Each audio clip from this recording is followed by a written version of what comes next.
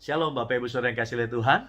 Saya Victor Gunawan dari Departemen FLC Gereja Mawar Sharon, Surabaya Barat. Saya senang menyambut Anda yang bergabung di dalam training ini. Dan kerinduan hati saya adalah melihat bagaimana setiap kita, Anda dan saya, diperlengkapi lebih baik lagi untuk melayani Kristus dan jemaatnya. Dan saya percaya Anda semua para volunteer FLC dan juga leaders yang dipanggil oleh Tuhan untuk menyelesaikan visi Tuhan melalui Gereja Mawar Sharon ini, Anda juga rindu untuk dipakai lebih lagi. Untuk itu, ayo siapkan hati Anda, fokus di dalam pengajaran ini sehingga Anda diperlengkapi dengan pengetahuan, hikmat, dan kebijaksanaan dari Tuhan. Mari kita berdoa. Bapa di dalam Tuhan, Yesus Kristus, kami percaya bahwa kasih-Mu yang menuntun setiap kami untuk masuk mengambil bagian di dalam pelayanan ini. Mari Tuhan, Kau perlengkapi kami lebih lagi lewat pengajaran pada malam hari ini. Perkaya kami Tuhan dengan pengetahuan, sehingga hikmat-Mu Tuhan boleh bekerja dalam kehidupan kami. Tuhan, biar Engkau menaungi setiap kami, Roh Kudus naungi setiap kami, untuk kami boleh dipakai dengan cara yang lebih luar biasa lagi. Berkati hamba-Mu, Pak John Mantova, untuk memberkati kehidupan kami dengan pengajaran-pengajaran tentang basic counseling yang ada pada malam hari ini. Dan setiap kami yang menerimanya, kami bukan hanya menerima pengetahuan, tapi kami menerima impartasi kebenaran dan pewahyuan dari firman-Mu Tuhan. Terima kasih Bapak, kami menyerahkan semuanya dari awal hingga akhirnya, bekerjalah di dalam kehidupan kami. Jadi dalam nama Tuhan Yesus kami berdoa. Haleluya. Amin. Baik, Anda bisa segera mempersiapkan diri dan memulai sesi yang pertama ini. Selamat menikmati. Sekali lagi shalom, saya senang sekali ada di tempat ini, melayani Bapak Ibu Saudara sekalian hari ini dan besok 3 kali. Saya berusaha untuk menyiapkan materi-materi yang meskipun beda topik tetapi saling berkaitan, yaitu seputar konseling dan keluarga. Ya. Besok saya akan sampaikan, saya masih nggak tahu yang ibadah pertama atau yang kedua, tetapi yang satu saya akan sampaikan tentang bagaimana menjadi ayah yang baik. Oke. Yang satunya lagi akan menyampaikan tentang bagaimana kita bisa mengatasi rasa takut. Dan saya akan singgung sedikit tentang stres dan depresi di kebaktian tersebut. Tapi hari ini kita akan belajar tentang counseling. Minta tolong slide-nya boleh mulai dinyalakan. Kita akan belajar tentang counseling ya. Counseling adalah sesuatu yang siapapun kita, apapun yang kita lakukan, mau atau tidak mau, kita harus melakukannya dari waktu ke waktu. Kalau kita adalah orang tua, meskipun kita bukan terdaftar sebagai seorang konselor, kita harus melakukan counseling ke anak kita, bukan? Ya, atau ke saudara kita, teman kita. Apalagi kalau kita ini pemimpin. Ada pemimpin-pemimpin tertentu di gereja yang memang pembawaannya itu bukan seorang konselor. Pembawaannya itu pinter strategi, pinter manajemen. Tetapi karena dia menyandang gelar atau pendeta atau pemimpin, maka mau tidak mau dari waktu ke waktu akan ada orang datang dan minta untuk sesi konseling bersama dengan dia atau bersama dengan Anda. Nah, suka nggak suka kita harus melakukan. Jadi hari ini kita akan belajar sebisanya. Oke. Saya akan fokus tidak terlalu banyak materi yang saya sampaikan, tetapi diringkas dengan sesimpel mungkin untuk dimengerti. Dan yang lebih penting, pulang dari tempat ini nanti bukan hanya membawa banyak informasi, tetapi kita sudah sedikit banyak tahu bagaimana menggunakannya. Oke, itu yang akan kita lakukan. Baik, kita bicara tentang counseling dulu. Mari kita lihat definisinya. Definisi daripada counseling. Yang bahasa Indonesia ketutup sedikit ya, kena papan. Saya bacakan. Counseling adalah proses penyelesaian masalah. Betul. Memang orang yang datang ke kita, kebanyakan itu datang karena ada masalah. By the way, kalian bisa mendapatkan PDF-nya ini loh.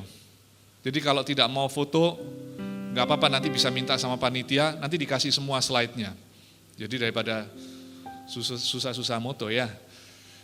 Counseling adalah proses penyelesaian masalah, mencari akar masalah, dan menemukan solusi alternatif, dan membiarkan konseli, bukan konselor. Nah kalau kita bicara konseli berarti orang yang kita konselingi. membiarkan konseli, bukan konselor, membuat keputusan yang benar sesuai dengan kekuatan dan kemampuannya sampai mereka mampu mencapai performa terbaik. Oke, kita lihat satu-satu. Ya, kita lihat satu-satu. Oke, itu definisi dari counseling. Oke. Lalu next slide kita lihat. Apa itu counseling? Ya kan? Apa itu counseling? Counseling itu membantu klien atau konseli melalui rintangan, ada 3 rintangan yang biasa mereka lalui. Kadang bisa beberapa, tetapi minimal salah satu dari 3 ini. Rintangannya yang pertama seringkali adalah pikiran. Oke, pikiran. Pikiran itu contohnya seperti begini. Orang datang ke kita lalu dia bilang bahwa saya tidak bisa melepaskan selingkuhan saya. Oke, itu ada di pikiran. Besok yang di kebaktian yang saya akan bicara tentang bagaimana menjadi papa yang baik, saya akan ambil waktu cukup banyak untuk membahas tentang perselingkuhan. Oke? Nanti coba sebaiknya kebaktian pertama atau kedua, saya nggak tahu soalnya jemaatnya yang mana yang merit sudah lebih banyak. Itu yang kedua ya, kedua, oke. Ya kemungkinan nanti yang kedua. Itu jadi misalnya yang pertama membantu klien melalui rintangan pikiran. Nah pikiran itu bisa macam-macam Bapak Ibu. Contohnya lagi, kalau di luar selain perselingkuhan, contohnya kita menghadapi orang yang mempunyai kecanduan judi, gambling. Itu juga masalah pikirannya. Karena di dalam gambler itu orang-orang yang judi, mereka akan selalu terlepas ini yang namanya realita sama fantasinya itu terlepas jauh. Secara realita mereka tidak bisa ada di sana, mereka selalu berpikir fantasi, makanya mereka bisa jual apapun untuk dipergikan ke kasino, tempat perjudian, dan mereka yakin bahwa itu yang kali itu mereka akan menang. Itu karena sudah terlepas fantasinya dari realita.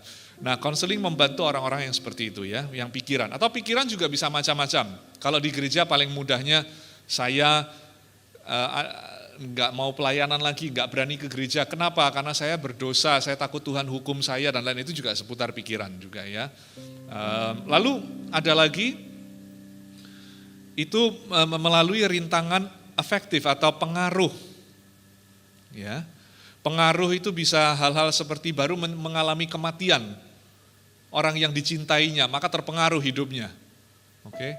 Kemarin malam saya ditelepon sama seseorang, dia bilang bisa bantu saudara sepupu saya enggak? Saya tanya, kenapa usianya berapa? Dia bilang sudah berkeluarga, usianya sekian.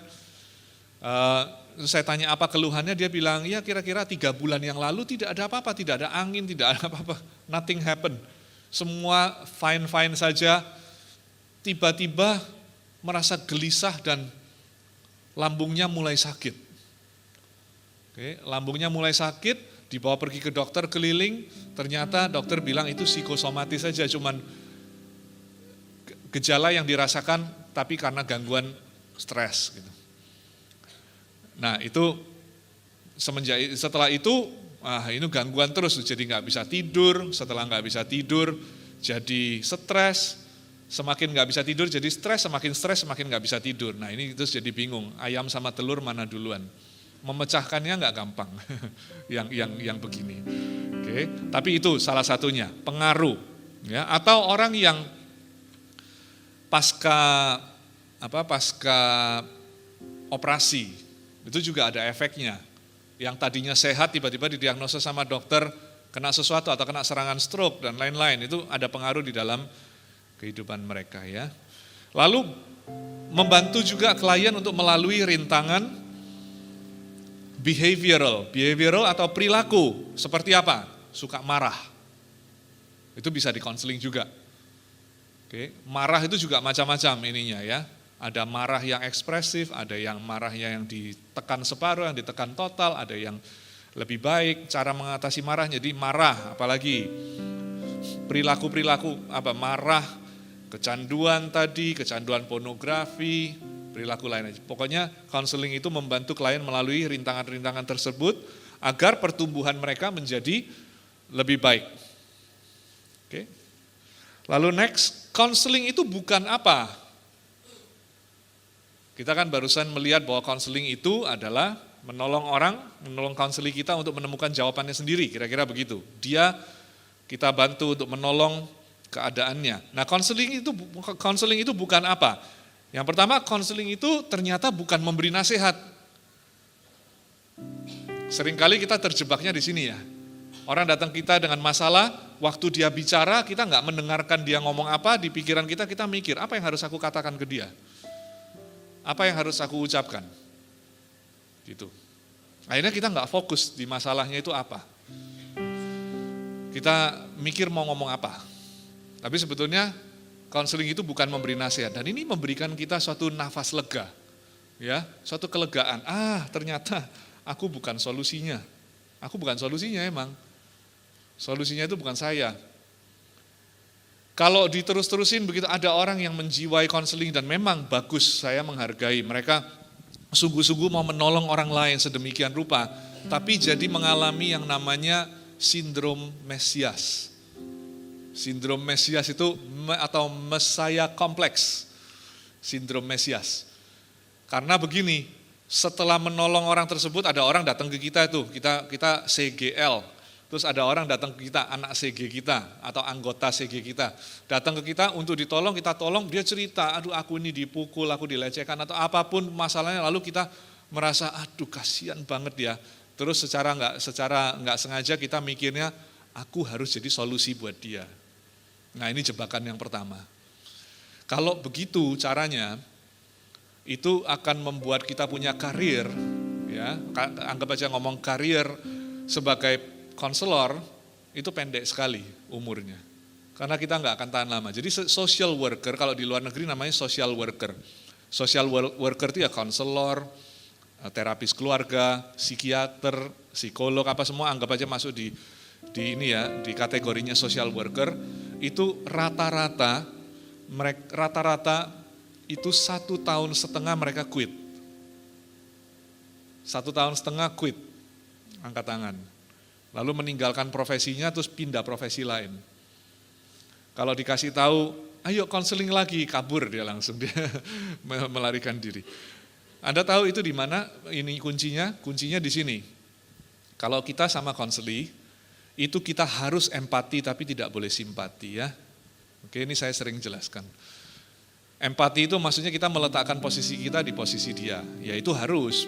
Ada orang datang ke kita misalnya anak remaja usia 17 tahun. Lalu dia bilang, saya mau bunuh diri. Kenapa? Putus cinta. Kita di dalam hati pasti ketawa. Ya kan? Dalam hati kita ketawa karena kita bilang, berlebihan kan gitu. Masa gara-gara putus cinta aja mau lompat gitu. Gitu. Tapi nggak boleh begitu. Sebagai konselor yang baik, kita netral, kita empati. Kita letakkan posisi kita di posisi dia.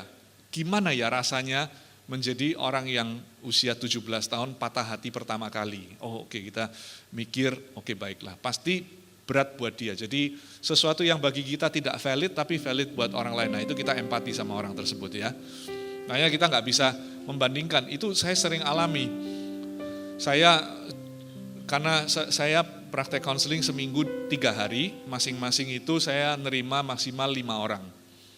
Oke, maksimal 5 orang. Kenapa kok nggak lebih? Bisa, dulu saya lepaskan bisa sampai 9 orang, 10 orang. Tetapi alasannya kenapa saya kurangi adalah self-care. Self-care dalam hal ini bukan karena perasaan saya kena kalau konseling orang, bukan. Pantat saya yang kena kalau duduk selama 9 jam di posisi yang sama. Ya, jadi 5 kali, rata-rata 15 seminggu.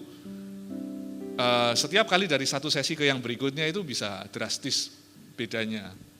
Yang satu bisa kasus yang sangat berat, misalnya masuk orang ini suaminya selingkuh, lalu ngasih dia penyakit HIV lagi. Nah kayak gitu. Kasihan tuh, banyak yang sudah jatuh tertimpa tangga, tangganya karatan, digigit anjing, anjingnya gila lagi. Sering itu seperti itu. Masalahnya di sini, selesai yang ini kasihan kan, kasihan betul udah keluar, masuk satu kasus yang bagi kita ini bukan kasus gitu. Ini apa gitu ya kan. Tapi kita nggak boleh begitu. Harus sama selalu. Kita empatinya begitu. Iya, empati tapi nggak boleh simpati. Simpati itu maksudnya kita ini sekali, kebawa perasaan sekali. Kebawa perasaan sekali. Oke, kebawa perasaan itu semua kita pasti kena dari waktu ke waktu, tetapi sebisanya jangan deh. Sebisanya jangan. Karena kalau kita mudah sekali terbawa perasaan di dalam pelayanan konseling, itu tadi kita punya karir konseling akan pendek sekali. 1,5 tahun kita cuci tangan, pergi, udah nggak mau melakukannya lagi. Jadi itu kuncinya di sana ya. Oke, konseling itu bukan memberi nasihat, itu membuat kita merasa lega. Nanti pasti pertanyaan, lalu gimana kalau bukan memberi nasihat? Pelan-pelan, oke, pelan-pelan kita tuntun. Sebetulnya bukan tidak memberi nasihat, cara memberi nasihatnya. Oke, Alkitab bilang begini, jangan menjawab orang bebal sesuai dengan kebebalannya, tetapi jawablah orang bebal sesuai dengan kebebalannya, gitu kan, sesuai dengan kebodohannya. Ini kan ayat yang membingungkan di Amsal pasal berapa itu. Kenapa kok ada 2 ayat yang sama? Itu artinya jangan menjawab orang langsung begitu pakai suatu nasihat langsung. Kalau bisa, pakai pertanyaan supaya jawabannya keluar dari diri dia sendiri. Nah ini kalau mau memberi nasihat sebisanya lewat jalur itu. Kalau orang datang ke kita lalu dia datang kita tahu ujung-ujungnya dia harus mengampuni misal begitu. Lalu kita dengan cepat kita bilang, menurut saya kamu harus ampuni orang tuamu. Oke, bagus sih, itu nasihat bagus sekali. Masalahnya satu, itu keluar dari dirinya atau itu sesuatu yang kita beritahu. Ada orang tertentu diberitahu begitu, dipegang erat-erat dan dilakukan, puji Tuhan pasti ada. Tetapi ada yang kalau yang belum siap, mereka akan gimana ya caranya, bingung aku, pulang dia nggak dapat apa-apa, dia cuma taunya, ya iya itu pendeta sih soalnya. Pendeta pasti bilangnya begitu. Tapi sini gimana caranya aku bingung gitu. Ya. Problemnya satu lagi. Akan ada sesi berikutnya enggak? Kalau dia belum mengampuni dia akan enggan untuk datang lagi konseling loh. Karena dia sungkan. Apa yang diberitahu kapan hari belum dilakukan. Tapi kalau misal kita bisa menemukan cara dengan pertanyaan-pertanyaan yang nanti akan kita pelajari, menemukan cara supaya dia bisa keluar dari diri sendiri waktu kita tanya sama dia, menurut kamu perlu diampuni enggak? Kalau dia bilang ya perlu, terus kita tanya sulit enggak? Sulit. Terus kita bilang, aku bisa bayangkan pasti sulit. Nah ini empatinya keluar kan? Maka terjadilah suatu kepercayaan antara hubungan konselor dan konseli. Kalau Anda bilang, itu bertele-tele, emang, tapi kembali lagi, konseling itu bukan mengenai kita. Konseling itu mengenai orang yang kita tolong. Jadi kita harus mengerti itu bukan mengenai kita. Ya, kalau mau profesional begitu. Ya, itu bukan mengenai kita. Itu rule number 1. Ya, rule number 1 sebetulnya it's not about you. It's about orang yang kamu tolong ya. Jadi yang kedua, konseling itu bukan mempergunakan pengaruh, bukan. Ya, orang datang ke kita konseling terus kita ini dengerin ya, sebagai CGL-mu aku kasih tahu kamu harus melakukan 1, 2, 3 langkah ini gitu. Bukan boleh atau tidak boleh, kalau dalam penggembalaan silakan. Ini kan konteksnya konseling, jadi tolong jangan dibingungkan dengan penggembalaan ya. Jangan semua dilihat dari sudut pandang ini aja. Karena kalau bicara menghimbau orang untuk servolution nggak apa-apa, itu suruhan ya kan. Suruh aja nggak apa-apa. Arahkan jemaat mau diapain, ikuti apa visi, ikuti apa, itu bukan nggak boleh, bukan semua mulai sekarang harus pakai pertanyaan enggak. Tapi kalau dalam konteks, misalnya ini ada orang mau pacaran begitu lalu bilang, kalau di sini polisinya adalah kalau mau pacaran ngomong sama pemimpin diberkati dan lain-lain, nggak apa-apa menurut saya. Itu lanjutkan, tapi ini bicara orang datang ke kita dalam konteks konseling. Konseling itu bukan mempergunakan pengaruh. Kalau memberi nasihat itu biasanya diberikan oleh teman sama keluarga. Ini yang membuat mereka akhirnya sama saja datang ke kita. Itu banyak orang datang ke saya begitu. Ya, sampai saya ini disalah mengerti yang menurut saya masih ada positifnya. Orang tuh sampai datang ke saya, orang yang mau cerai itu banyak yang datang ke saya. Ada beberapa sudah ngomongnya begini, soalnya saya kalau ke gereja saya sudah pasti dikasih jawaban tidak boleh. Dan saya itu dikasih tahu sama teman-teman, suruh pergi cari kojon katanya, dia boleh. Enak aja, saya nggak pernah bilang boleh. Katanya cari itu konselor 1 mendukung katanya boleh. Enggak, cuman cara saya itu kalau dia tanya saya mau cerai, saya bilang ya, oke, itu pilihanmu. Ya, mari kita timbang-timbang apa resikonya cerai. Gitu loh maksud saya. Ya. Tapi reputasinya bilang saya memperbolehkan perceraian. Tapi kalau saya jadi orang yang dari awal sudah bilang, oh mau cerai, tidak boleh loh ya, jangan sampai. Maka saya tidak ada bedanya dengan semua orang yang memberitahu di sekelilingnya. Gitu. Gitu ya, bukannya saya mau tampil beda, cuman kalau orang yang kasih tahu nggak boleh, dia langsung nggak mau datang lagi. Karena pada waktu itu dia masih kepinginnya itu cerai. Cuma kita harus pinter-pinter gitu ya caranya ya. Sama dengan mendidik anak kan, makanya konseling kalau skill ini dipelajari, Anda bukan hanya menggunakan ini untuk melakukan konseling, Anda pasti menjadi orang tua yang parentingnya jauh lebih baik, pasangan suami istri juga komunikasi bisa lebih baik. Sama anak juga begitu, kalau kita jadi orang tua yang ada apa-apa langsung kasih tahu nggak boleh. Kalau saya sama anak saya lebih banyak pakai pertanyaan. Oke, apa misalnya, Pak aku mau pergi dulu waktu kecil, aku mau pergi pulang malam atau mau nginep di rumah teman gitu. Saya akan pakai pertanyaan, menurut kamu papa boleh nggak? Ya papa pasti nggak boleh, ya menurut kamu kenapa kok papa nggak boleh? Saya ajak dia mikir terus, sampai akhirnya diputar-putar, akhirnya dia berkesimpulan sendiri, ya sudah Pak lebih baik aku nggak nginep di sana gitu.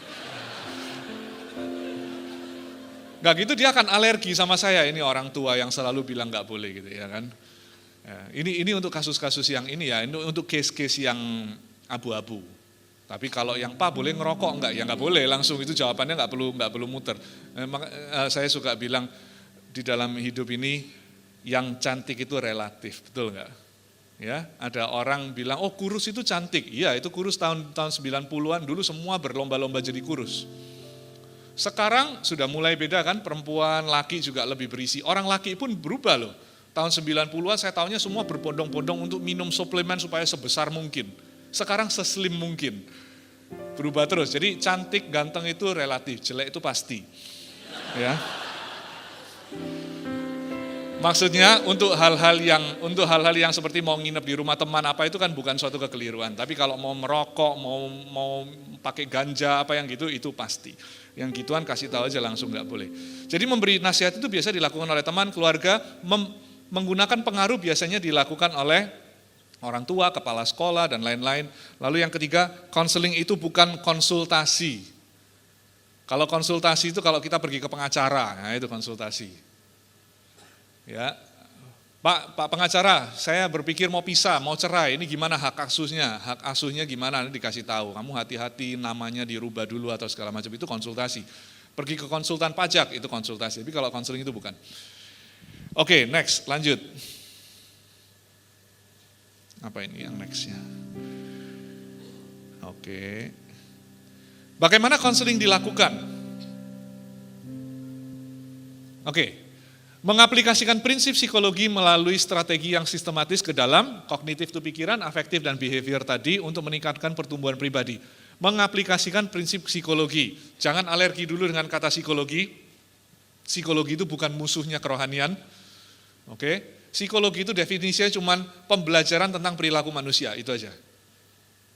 Kadang-kadang kita bingung, tapi kalau di gereja nggak mau psikologi-psikologian, bukan. Yang kalian mau hindari itu filosofi, bukan psikologi. Filosofi pun itu dibagi jadi dua. Ini sedikit background-nya supaya tahu ya. Dulu waktu di zaman civilization, peradaban itu dulu di Eropa, itu terbelah jadi dua, Eropa Timur, Eropa Barat. Eropa Timur arahnya ke ateis. Karena dia ngambil namanya reasoning. Oke, reasoning, pakai sesuatu yang reasonable, reasoning. Pakai itu loh, I think therefore I am. Aku berpikir maka terjadilah aku gitu ya. Pakai itu mereka arahnya ke arah ateis, nggak perlu Tuhan, nggak perlu segala. Tapi kalau yang West ke arah British sama ke arah Amerika, karena mereka pindah ke Amerika, itu mereka pakai moral reasoning. Ya, ini bukan politik tapi sekilas ini bedanya Barack Obama sama Donald Trump. Kalau Barack Obama itu dia pakai reasoning, dianggap segala sesuatu yang baik boleh. Makanya akhirnya kamar mandi bisa ada gendernya macam-macam. Oke. Selama kita pria mengaku bahwa kita wanita, kita bisa masuk ke kamar mandi wanita karena reasoning itu apapun yang kamu rasakan itu berlaku. Kalau yang Donald Trump ini dia pakai kembali ke konservatif ke arah Bible. Belum tentu dia orang Kristen yang sangat baik, tapi paling enak dia punya nilai dia adalah nilai moral reasoning ala Barat yang dulu. Jadi moral itu bedanya, itu filosofinya. Nah, kalau psikologi itu nggak ada hubungannya. Psikologi itu cuma dasarnya. Kalau bicara konseling, ya bicara manusia, maka kita pakai prinsip psikologi. Dasar-dasar aja. Kalau di sini kita pastoral counseling. Jadi jangan bingung masalah psikologi. Tapi mengapa psikologi itu tadi, the study of human behavior? Mengapa pastoral? Pastoral itu cuma artinya kita Christian counseling, oke? Jadi yang saya ajarkan ini bukan metode tertentu atau apa, bukan. Ini murni Christian counseling. Pastoral atau Christian counseling menggunakan nilai dan fondasi Alkitab. Ya, jadi cerai itu dibenci sama Tuhan, pernikahan itu secara tradisional laki dan perempuan dan lain-lain itu kita pakai hal tersebut. Lalu pastoral atau Kristen itu berdasarkan hikmat daripada Tuhan atau dengan kata lain berdasarkan firman Tuhan. Oke, next slide. Mengapa pastoral? Cepat aja. Pastoral counseling itu adalah branch ya atau ranting daripada counseling sendiri, di mana psikologi minister ya, pendeta-pendeta atau pekerja-pekerja yang dilatih secara psikologi dan orang-orang lain yang di dalam terapi service itu mengintegrasikan modern psychology, pemikiran modern, psikologi modern dengan tradisional nilai-nilai religius, nilai-nilai Alkitab. Lalu untuk menolong di dalam counseling service ya. Pastoral counseling menawarkan relationship and understanding of life and faith. Jadi bicara tentang hidup dan iman. Lalu yang terakhir menggunakan psikologi dan teologi sebagai sumbernya untuk memperdalam pengertian-pengertian terhadap para konseli. Oke, lanjut. Apa itu konselor?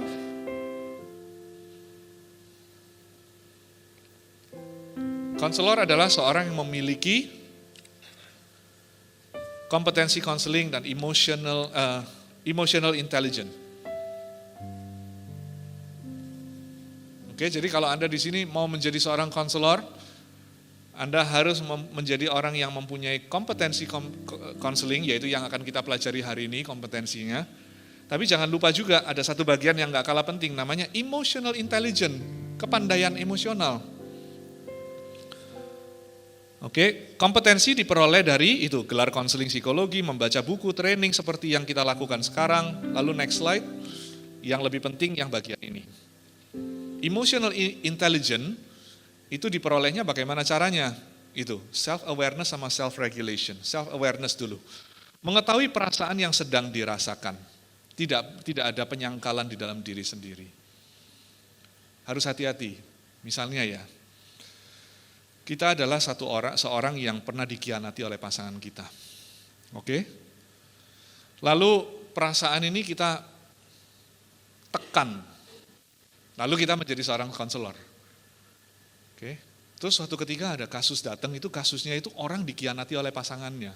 Itu dia bisa terpicu loh. Akan memihak biasanya.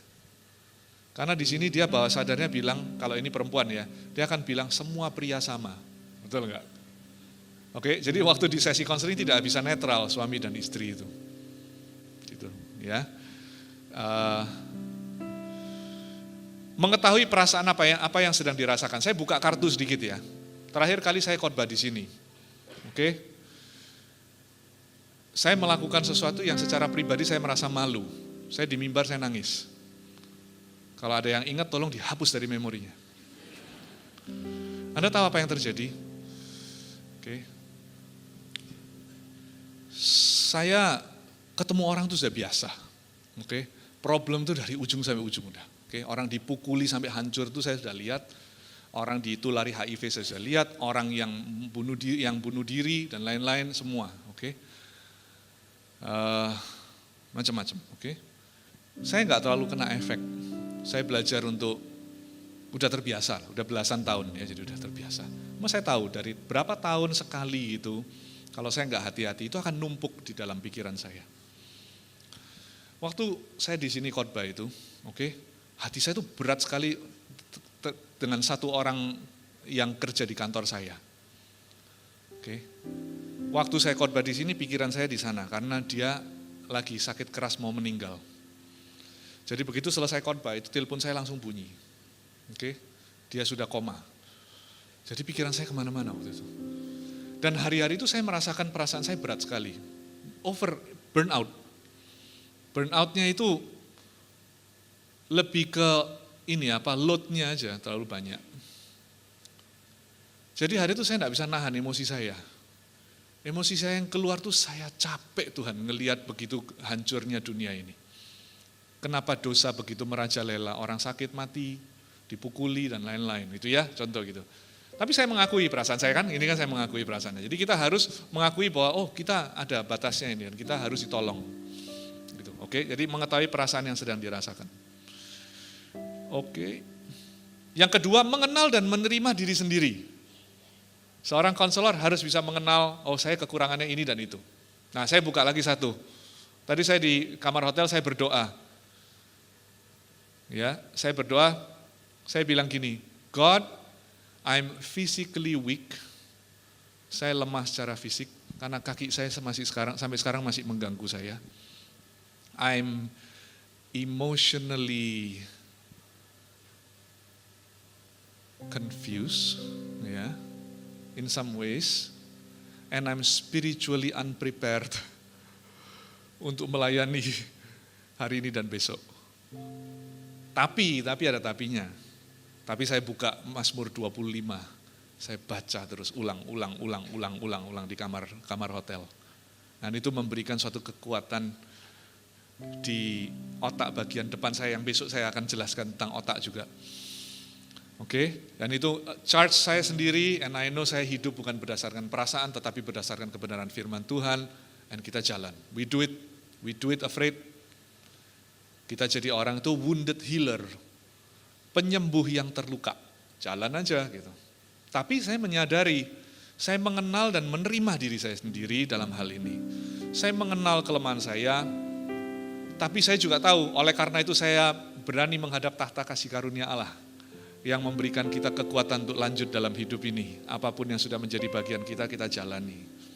Gitu ya. Jadi mengenal, lalu menerima. Saya terima bahwa saya bukan Superman. I know my limit. Saya tahu kapan saya harus self-care, saya tahu kapan saya harus tarik diri. So itu jadi seorang konselor harus bisa melakukan itu ya. Terus yang berikutnya, self-awareness ya, ini awareness kesadaran dirinya. Yang ketiga adalah memiliki perasaan percaya diri.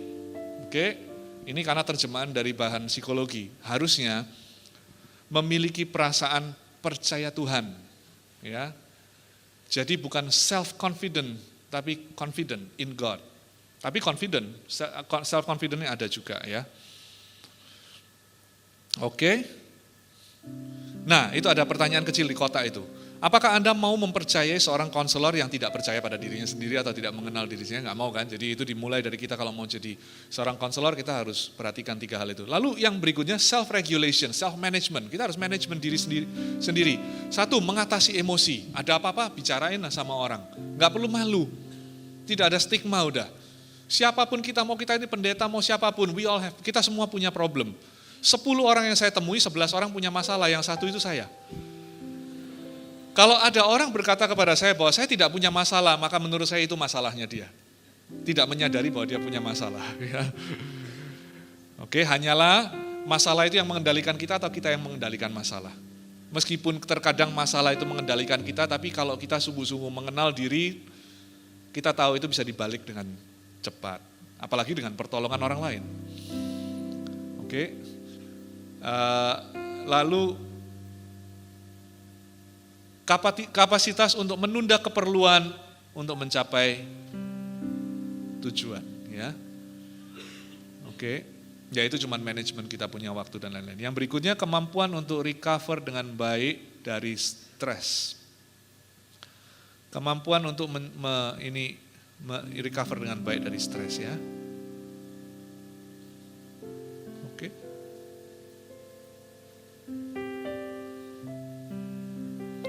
Itu juga ada yang namanya, ada tulisan di sana ya. The ability to detach from a client. Setiap kali keluar dari ruang konseling, ya, empatinya tetap jalan, mendoakannya tetap jalan, tapi secara perasaan cuci tangan. Kebas debu. Enjoy your life. Enjoy your family. Jangan bawa problem pulang. Nanti nggak tahan lama Anda. Karena Paulus menanam, Apolos menyiram, Roh Allah yang membuat perubahan, bukan Anda dan saya. Kalau kita yang mau mengendalikan perubahan, itu nanti itu tadi, itu jadi sindrom Mesias tadi. Oke, orang tersebut yang kita tolong punya Mesias, punya juru selamat, dan itu bukan kita. Namanya Yesus. Ya. Jadi itu, lalu counselors are paid, oke. Kalau konselor profesional dibayar. Untuk objektivitas mereka, bukan emosi mereka. Mereka dibayar untuk pemikirannya, mengarahkan, bukan untuk perasaan. Jadi please, perasaan ini nggak perlu terlalu digunakan ya. Yang terus berikutnya, next slide, emotional intelligence. Seorang konselor harus mempunyai motivasi, dorongan untuk maju menuju tujuan. Oke. Yang ini saya kasih contoh. Ada satu orang di Newark itu nggak jauh dari New York. Dia baru menjadi wali kota di sana. Itu jadi wali kota. Nah, Newark itu kota yang kumuh, terjadi banyak geng, perjualan narkoba, prostitusi dan lain-lain. Jadi ini kota yang ini rundown ya, jadi bukan kota yang bagus. Nah, dia jadi wali kotanya kan. Terus dia pergi ke suatu, dia pikir, oke, aku mau tahu, aku pergi ke suatu tempat yang paling kumuh dan di situ ada satu apartemen building, bangunan apartemen. Dia masuk, dia tanya penjaganya di situ. Nah, yang jaga di situ itu adalah seorang ibu tua. Dia ketok pintunya, ibu tua itu buka, ini kejadian beneran ya. Terus dia bilang sama ibu tua itu, dia bilang, perkenalkan saya mayor yang baru. Oke. Terus dia bilang, saya ada di sini untuk mau beresin kota ini. Pintunya ditutup sama ibu tua itu. Mungkin ibu tua itu sudah capek soalnya, wali kota demi wali kota datang. Dan kotanya tetap sama. Ditutup pintunya. Dia ketuk lagi ya kan. Dibuka lagi. Dia bilang, kenapa kamu tutup? Aku ini mau beresin kota ini. Lalu si ibu itu bilang begini, ikuti saya. Dibawa pergi ke jalan raya, mereka berdiri di tengah-tengah jalan raya situ. Ada pembatasnya itu, mereka berdiri di sana, lalu ibu itu bilang sama dia begini, kamu lihat sekelilingmu, lalu kamu kasih tahu saya apa yang kamu lihat. Terus si wali kota ini bilang, aku lihat di sebelah sana ada tempat orang biasanya kumpul untuk berkelahi di sana. Aku lihat di sebelah sana itu di gang-gang tempat orang jual beli narkoba. Aku lihat di sebelah sana tempat prostitusi. Aku lihat, dan dia mulai jelaskan satu-satu apa yang dia lihat. Lalu ibu tua itu bilang, nah inilah masalahnya, kamu tidak mungkin bisa menyelesaikan problem daripada kota ini. Ditinggal sama ibunya. Terus si wali kota ini mulai lebih penasaran lagi. Dia bilang, oke, kamu harus kasih tahu saya kenapa kamu terus ninggal saya. Terus ibu itu bilang begini, karena yang kamu lihat adalah masalahnya. Kamu nggak akan pernah bisa membetulkan kota ini. Kalau seorang konseli datang kepada Anda, apa yang Anda lihat? Bagaimana kebiasaan cara pandang Anda itu ngefek di dalam teknik Anda mengkonseling. Kalau Anda adalah orang yang super positif, oke, kena macet bilangnya puji Tuhan. Kenapa? Karena aku nggak perlu datang meeting terlalu pagi karena di dalam ada orang yang aku sebel banget. Nah itu alasan yang lain. Salah contoh. Oke. Hujan kita bilang puji Tuhan. Oke. Karena tanaman dapat air. Ya. Banjir kita bilang puji Tuhan karena mobil yang kena bukan mobilku. Yes, pokoknya gitu, Anda ngerti. Pokoknya kita ngelihat segala sesuatu itu malam kita lihat bintangnya, pokoknya begitu ya. Kalau Anda cara hidupnya seperti itu, maka pada waktu ada orang datang konseling ke Anda, meskipun dia punya problem itu banyak sekali, kita bilang, puji Tuhan ada harapan. Karena aku bisa melihat Tuhan turut bekerja dalam segala sesuatu mendatangkan kebaikan. Cuma sekarang belum ketemu gitu ya. Kemarin ada satu orang datang ke saya, stres nangis. Dia bilang anaknya itu susah sekali mau masuk di sebuah sekolah. Sudah masuk di sekolah itu, oke, dengan susah payah. Lalu mamanya ini mau pilih jurusan IPA atau IPS. Anaknya ditanyain, kamu mau jurusan apa? IPS. Ditulis IPS, disubmit. Setelah itu besoknya anaknya nangis-nangis bilang minta berubah ke IPA. Oke? Mamanya stres luar biasa karena tahu kalau ini sekali ambil jurusan tidak sama dengan yang dia inginkan, gitu ya, maka ini akan berubah semua dan mereka sudah membayangkan yang terburuk, too late, gimana dan segala macam. Datang ke saya dengan broken, Gimana ini, sekolah ini saya bilang coba naik banding. Gak bisa sekolah ini, sekolah yang susah masuk, mereka tidak mau diganggu begitu. Oke, nah saya sebagai konselor gimana cara lihatnya? Gimana cara lihatnya? Apakah ini chaos, sebuah bencana, atau ini sesuatu yang kesempatan gitu. Ya, jadi perlahan-lahan dengan banyak pertanyaan saya ajak mereka untuk melihat bahwa di dalam hidup ini tidak ada yang kebetulan. Satu helai rambut jadi putih aja harus seizin Tuhan. Jadi the fact that kamu membuat suatu tanda kutip kesalahan itu, bisakah fingerprint Tuhan ada di dalam sana? Jangan-jangan nanti masuk di IPS lalu ketemu calon suami di sana. Ya kan? Jadi cara melihatnya kan selalu begitu. Oke? Akhirnya itu case bagus sekali, mereka berdamai, mereka learn suatu pembelajaran yang bagus, berdamai dengan keputusan itu dan menjalani dengan sukacita, happy. Saya dikirimi pelukan yang ini stiker-stiker pelukan yang kelihatannya kalau terjadi beneran sakit. Ya, masih saudara saya. Terus itu caranya ya. Oke, inisiatif untuk improve diri, pantang mundur, sampai mana tadi? Pantang mundur saat mengalami kemunduran dan frustrasi, kira-kira begitulah. Oke, empati, turut merasakan perasaan orang, sanggup menerima perspektif orang lain. Nah ini tadi, sanggup menerima perspektif orang lain. Jadi siapapun yang di depan kita, perspektifnya beda, kita harus bisa menerima. Belum tentu harus setuju, tapi kita harus bisa menerima.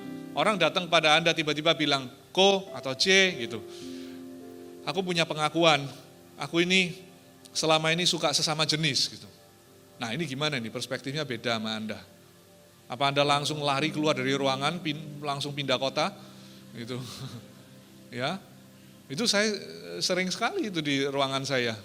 Masuk bilang, sebenarnya saya bisa lihat sih, masuk aja saya sudah tahu case-nya. Ada yang lebih mudah tahunya, ada yang lebih susah, tapi kelihatan.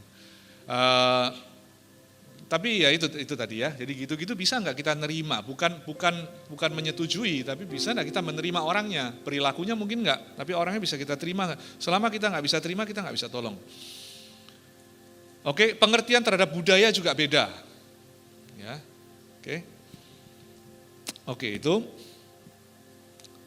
Lalu saya berikan next slide. Nah langsung aja ya, alur counseling, alurnya dulu kita lihat. Alurnya seperti ini. Yang pertama, listening. Kalian tahu waktu saya belajar konseling 4 bulan pertama, 4 bulan Bapak Ibu, 4 bulan. Itu jenuhnya luar biasa. Setiap hari yang dibahas itu listening. Jadi kita kalau udah diajarin kenapa kok perlunya listening, masih teori banget kan itu ya. Jadi habis itu dibagi grup bertiga begitu, suruh dikasih kasus, suruh cerita, lalu kita di sana cuma suruh duduk mendengarkan. Selama 4 bulan cuma duduk mendengarkan gitu. Di sini sudah, wah rasanya aku mau mengubah dunia, yang sana suruh duduk mendengarkan gitu ya. Pernah nonton filmnya Karate Kid-nya Jackie Chan sama anaknya Will Smith itu, ingat? Itu film udah lama. Ingat gak waktu dia latihan, dia disuruh buka jaketnya dijatuhin, betul? Jaketnya diangkat, dipakai lagi, terus dicantolin. Ya, lalu dilepas, dijatuhin, dipakai, lalu diulang-ulang terus sampai sore. Ya, nah itu sebetulnya counseling itu mengenai listening. Pertanyaan Anda pasti, loh tapi ada loh orang yang kebangetan itu. Suruh saya listen sampai tengah malam. Ya, oke itu nanti ada caranya. Itu nomor berapa tadi? Ya itu yang nomor 2. Nomor 2 itu cara menyetop orang bicara nggak bisa berhenti. Ini yang ditunggu-tunggu kan? Saya khawatir kalau bagian ini sudah saya jelaskan, kalian pulang udah cukup udah. Karena datang sini cuma mau tahu gimana supaya orang ngomong bisa nyetop. Pertanyaannya kan konseling itu, satu sesi konseling paling ideal itu berapa lama? 45 menit. Sebisanya jangan lebih. Kalau memang harus lebih 1 jam. Kalau lebih dari 1 jam Anda lelah, yang satunya kelihatannya juga nggak akan mendapatkan banyak. Akhirnya saling merugikan karena berputar-putar di tempat. Oke? Kenapa kok berputar-putar di tempat? Nanti saya jelaskan di papan tulis. Tapi kita ikuti saya dulu ya. Yang pertama adalah listening, itu penting. Dengerin dulu. Waktu dengerin, benar-benar dengerin. Jangan dengerin tapi mikir mau ngomong apa. Enggak perlu. Yang perlu dipikirkan tuh pertanyaan apa yang harus saya tanyakan. Itu nanti saya ajarkan. sabar ya. Jadi mendengarkan dulu. Nah, kalau orang ini ngomong dan kita merasa informasi yang kita butuhkan dari apa yang dia jelaskan itu sudah cukup, kita cut dia. Cara cutnya nomor 2, itu paraphrasing. Jadi semua yang dia ceritakan kita simpulkan dalam satu kalimat. Misalnya dia cerita, saya curiga suami saya itu selingkuh. Kita tanya, ya oke kita tanya fakta-fakta lah. Ini curiga sudah keberapa kali, sudah pernah ketangkap berapa kali dan lain-lain kan, terus dia cerita. Tapi ada orang yang ceritanya itu kronologi yang nggak perlu. Ini terjadinya itu 6 tahun yang lalu. Sebentar, mungkin 7, enggak 6 kok. Atau mungkin 7 ya, kita tahu ini bakal lama ini. Kita tahu ini bakal jadi sesi yang ini, yang kemana-mana. Terus dia bilang dimulai di bulan Oktober, jamnya jam sekian ini, soalnya kita berhadapan dengan orang cermat. Nah ini sebetulnya harusnya saya ajarkan, tapi fokus saja di practical counseling, udah enggak usah bingung background psikologi itunya dulu. Kepribadian lain enggak usah bingung itu. Tapi memang ada orang-orang tertentu begitu. Oke. Dia cerita, pokoknya intinya kan suaminya selingkuh, ya. Selingkuhnya itu masih curiga atau kenyataan, udah itu aja. Kalau misal dia curiga dan masih belum ada bukti, kita langsung dia cerita, belum selesai pun kita bisa bilang, sorry permisi gitu ya. Atau kalau lebih baik, di-cut di tengah-tengah kita bilang, jadi yang dimaksud adalah ibu ini curiga bahwa suaminya selingkuh ya. Itu dulu. Itu paraphrasing ya. Itu nge-cutnya itu cepat. Oke. Itu semua disimpulkan. Semua disimpulkan. Lalu ada pertanyaan sebetulnya lanjutnya, tapi itu saya mesti jelaskan sebenarnya nggak perlu papan di slide berikutnya. Tapi kita lihat dulu komponennya daripada counseling. Yang ketiga itu adalah reframing atau positive assetting. Reframing atau positive assetting itu yang tadi saya bilang, semua itu harus dicari positifnya. Segala sesuatu itu ada positifnya Bapak Ibu. Ada. Anda kena macet, positifnya adalah Anda kena macet perjalanan kerja atau pulang kerja, positifnya adalah Anda naik mobil, betul? Ya, Anda nggak perlu naik sepeda motor. Kalau Anda naik sepeda motor, Anda lihat positifnya adalah Anda nggak perlu naik sepeda. Yang naik sepeda positifnya adalah nggak perlu jalan. Yang jalan positifnya adalah dia punya kaki. Dia nggak lumpuh. Yang lumpuh juga ada positifnya. Suatu hari di surga nggak lumpuh kan gitu. Pokoknya semua itu selalu ujungnya nggak pernah ada yang jelek pokoknya. Oke. Jadi positive assetting yang nomor 3 dan yang terakhir itu influencing. Nah kita lihat. Oke. Sekarang saya kasih satu contoh kasus. Suatu hari ada orang telepon saya. Anda lihat alurnya ini ya tadi ya. Dia telepon saya bilang begini. Kamu bisa tolong saya? Saya bilang, ya apa yang bisa saya bantu? Terus dia bilang, aku hampir pukul orang. Saya tanya, apa yang terjadi? Listening. Ya, listening. Kasusnya aku hampir pukul orang. Apa yang terjadi saya dengarkan dulu, dia ceritakan. Jadi saya di supermarket katanya. Saya parkir, mau keluar, ada mobil menghadang. Di sana ya. Lalu dia bel. Orangnya ada di dalam tapi nggak mau minggir. Jadi saya turun. Waktu saya turun ketemu sama orangnya turun juga. Lalu kita maki-makian. Hampir saya pukul. Gitu. Oke, hampir saya pukul. Terus saya tanya sama dia, kenapa kok nggak sampai terjadi pemukulan? Soalnya anak sama istri saya ada di dalam mobil. Saya nggak tahu gimana nanti kalau anak saya lihat. Oke. Apa yang terjadi? Listening ya. Listening kan? Bagian kedua saya simpulkan, paraphrasing. Jadi saya bilang begini. Jadi kamu telepon saya ini karena kamu ada satu kejadian tadi di mana kamu bersih tegang dengan seseorang dan hampir kamu pukul, tetapi kamu tidak pukul karena di dalam mobil ada istri dan anak. Betul ya? Betul. Sudah, selesai. Dia nggak perlu cerita lagi kronologi karena saya sudah simpulkan. Sekarang kita masuk ke yang ketiga. Saya sebagai konselor mesti lihat sisi positifnya.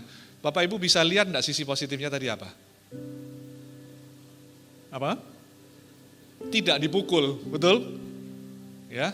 Kalau kita adalah konselor yang enggak melihat positif, kita akan melihat, wah gawat ini orang gitu ya. Tidak ada harapan bagimu. Harapan untuk orang harapan untuk orang bebal lebih besar daripada kamu gitu ya kan. Tapi kita ngelihatnya, ini kan hampir dipukul, nggak dipukul itu. Terus saya tanya satu pertanyaan yang nomor 3 tadi itu, positive asserting. Tapi pakai pertanyaan, saya tanya sama dia, saya temukan dari ceritamu tadi itu, saya temukan ada hal yang positif yang kamu lakukan. Dari yang nadanya tegang itu, telepon saya, terus dia tiba-tiba nadanya turun, dia tanya, hah positif? Apa yang positif? Dia tanya. Karena kan dia panik, dia telepon kan bilang hampir berantem sama orang. Ada sesuatu yang positif, coba kamu bisa kasih tahu enggak? Ya saya siap-siap, kalau dia nggak kasih tahu, saya kasih tahu. Cuman saya tanya dulu dari dia, karena keluar dari klien itu, keluar dari konseling jauh lebih baik. Saya tanya sama dia, apa yang positif yang kamu lakukan? Terus dia agak bingung sedikit, terus dia bilang gini, saya nggak pukul orangnya. Terus saya bilang, ya menurut saya iya itu. Mukul orang itu keputusan yang besar enggak? Mukul atau tidak mukul itu keputusan yang besar enggak? Dia bilang, ya besar. Dia bilang gitu. Kenapa kok besar? Ya kalau saya pukul ya mungkin saya bisa urusan polisi. Jadi saya bilang, you are telling me, kamu memberitahu saya bahwa dari kejadian tadi, keputusan yang paling besar, kamu bisa ambil keputusan itu dengan baik. I guess, katanya. Ya, saya rasa begitu. Baru masuk yang keempat, influencing. Influencingnya secara Kristen, boleh pakai firman Tuhan sama pakai doa. Ya, firman Tuhan sama doa itu boleh dipakai, tapi itu meriam Bapak Ibu. Jangan dipakai di depan. Anda pakai di depan, belum habis senjatanya, pelurunya cuma sekali itu. Ya sekali 2 kali. Makanya belum, wah kamu marah ya, jangan gitu loh, kita orang Kristen loh gitu. Dia akan nggak pernah datang ke Anda lagi. Ya bukan berarti dia, mungkin dia merasa ya sana pendeta sih soalnya kita nggak level gitu. Itu meriamnya saya taruh di belakang, baru saya bilang gini ya, oke. Aku teringat dengan firman Tuhan yang bilang bahwa kesabaran itu buah roh. Can I pray for you? Boleh nggak saya doakan Anda? Kita minta Roh Kudus untuk mematangkan buah roh tersebut ya. Oke? But anyway, aku appreciate kamu, saya bilang, saya apresiasi kamu bahwa melalui kejadian hari ini meskipun sulit, tetapi keputusan yang paling besar kamu bisa ambil dengan baik. Itu orang ter-encourage dengan luar biasa. Ini kasus simple, tapi orang itu encourage. Lalu kita doa, saya bilang, Tuhan terima kasih berkati saudara kami ini, percaya bahwa Roh Kudus, buah-buah roh semakin matang di dalamnya. Amin. Sudah. 3 bulan kemudian saya nggak pernah ketemu dia. 3 bulan kemudian ketemu dia lagi, saya tanya, gimana kabarmu? Ya sudah baiklah, sudah setengah waras katanya. Ya udah. Oke, itu alurnya tadi seperti itu, supaya sekedar kalian tahu. Oke, next slide. Kita masih a bit hurry ini.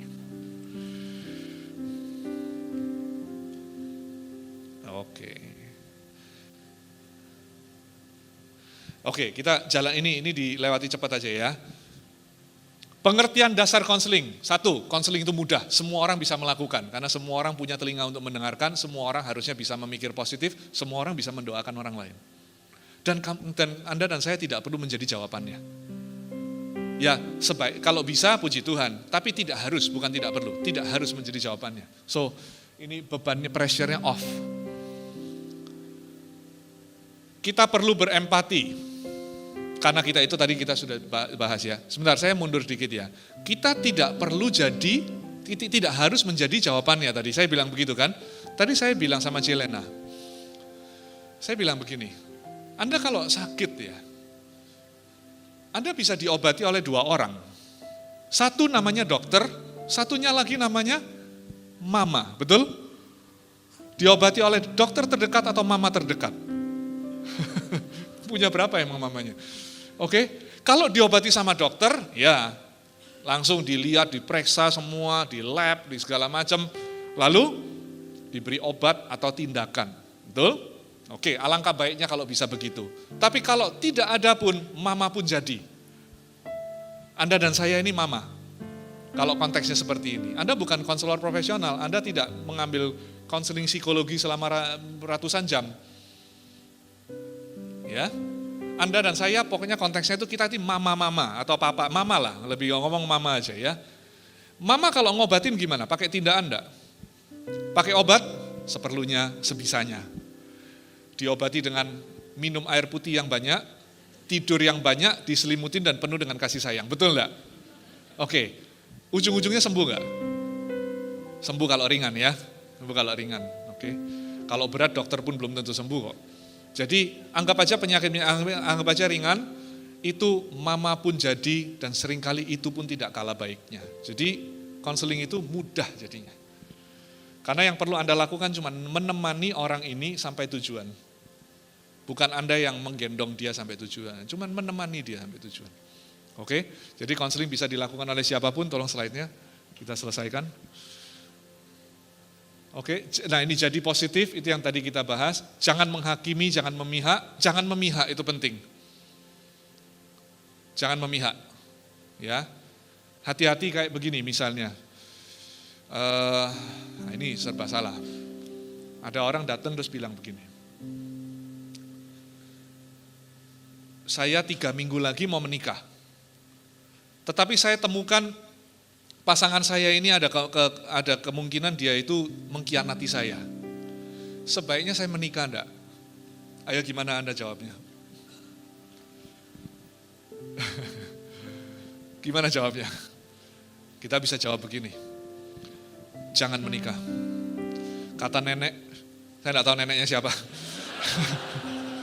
Kata nenek, orang yang selingkuh sekali selingkuh selamanya pasti selingkuh. Ya, itu. Sekali lagi saya enggak tahu neneknya siapa, pokoknya ada yang ngomong. Oke, terus kita bilang jangan. Masalahnya di sini. Setelah kita bilang jangan, dia memutuskan untuk tidak menikah. Si pria itu setahun kemudian bertobat jadi pendeta. Hidup dengan pasangannya yang baru, bahagia. Yang sini 10 tahun kemudian masih belum menikah, ya kan? Terus siapa yang disalahkan? Dia bilang 10 tahun yang lalu ada konselor gila. Ya, 10 tahun yang lalu ada konselor gila membuat saya menderita sampai hari ini tidak punya pasangan. Tapi sebaliknya kalau kita bilang nggak apa-apa, menikah aja, orang bisa berubah. Nah itu kita tahu sendiri hasilnya. Ternyata benar nenek itu, ya. Tahun berikutnya orangnya selingkuh lagi. Dia juga sama aja berapa tahun kemudian menderita 7 tahun, terus akhirnya cerai, terus dia bilang ya 7 tahun yang lalu ada konselor gila soalnya bilang sama saya. Serba salah, makanya sebisanya jangan membuat keputusan untuk orang lain. Sebisanya, kalau keputusannya itu abu-abu, kecuali kalau bilang, kok boleh nggak aku pakai ganja, ya itu jangan. Jangan pun ada dasarnya, karena pemerintah bilang jangan, kan gitu kan. Ya kan? Boleh nggak aku nggak bayar pajak? Ya jangan. Kalau itu jawab kita, makanya yang jelek itu pasti, ya. Yang salah-salah kita boleh kasih tahu. Tapi yang lain, coba ajak orangnya untuk mempertimbangkan, ya. Coba slide. Oh udah, oke. Jangan fokus pada siapa benar salah. Self care itu penting. Self care. Kalau kita naik pesawat, kabin udara di dalam tidak stabil, keluarlah masker oksigen, kita traveling dengan seseorang yang lebih lemah daripada kita pakai itu ke siapa dulu? Ke kita dulu ya, baru kita tolong orang lain. Jadi selalu tolong diri sendiri. 1, diakui kalau saya perlu ditolong. 2, minimal kalau Anda dalam posisi yang tidak bisa minta tolong ke orang lain, itu loh firman Tuhan itu loh. Itu buat nolong diri Anda gitu ya. Hidup di dalamnya sedemikian rupa, nanti pembaruan budi terjadi. Oke? Berempati, jangan bersimpati. Sudah, biarin. Kalau ada orang yang benar-benar harus kasihan, memang banyak orang kasihan, bukan kita tidak peduli, tapi jangan memikul mereka punya ini. Itu porsi, itu namanya porsi. Porsi yang Tuhan izinkan. Oke? Next. Ini saya ambil quote-nya aja, tapi saya harus taruh orangnya. Kalau enggak gitu saya mencuri quote-nya. Ya, ada orang yang bilang begini, pembicara yang bagus itu meminjam. Good preachers borrow katanya.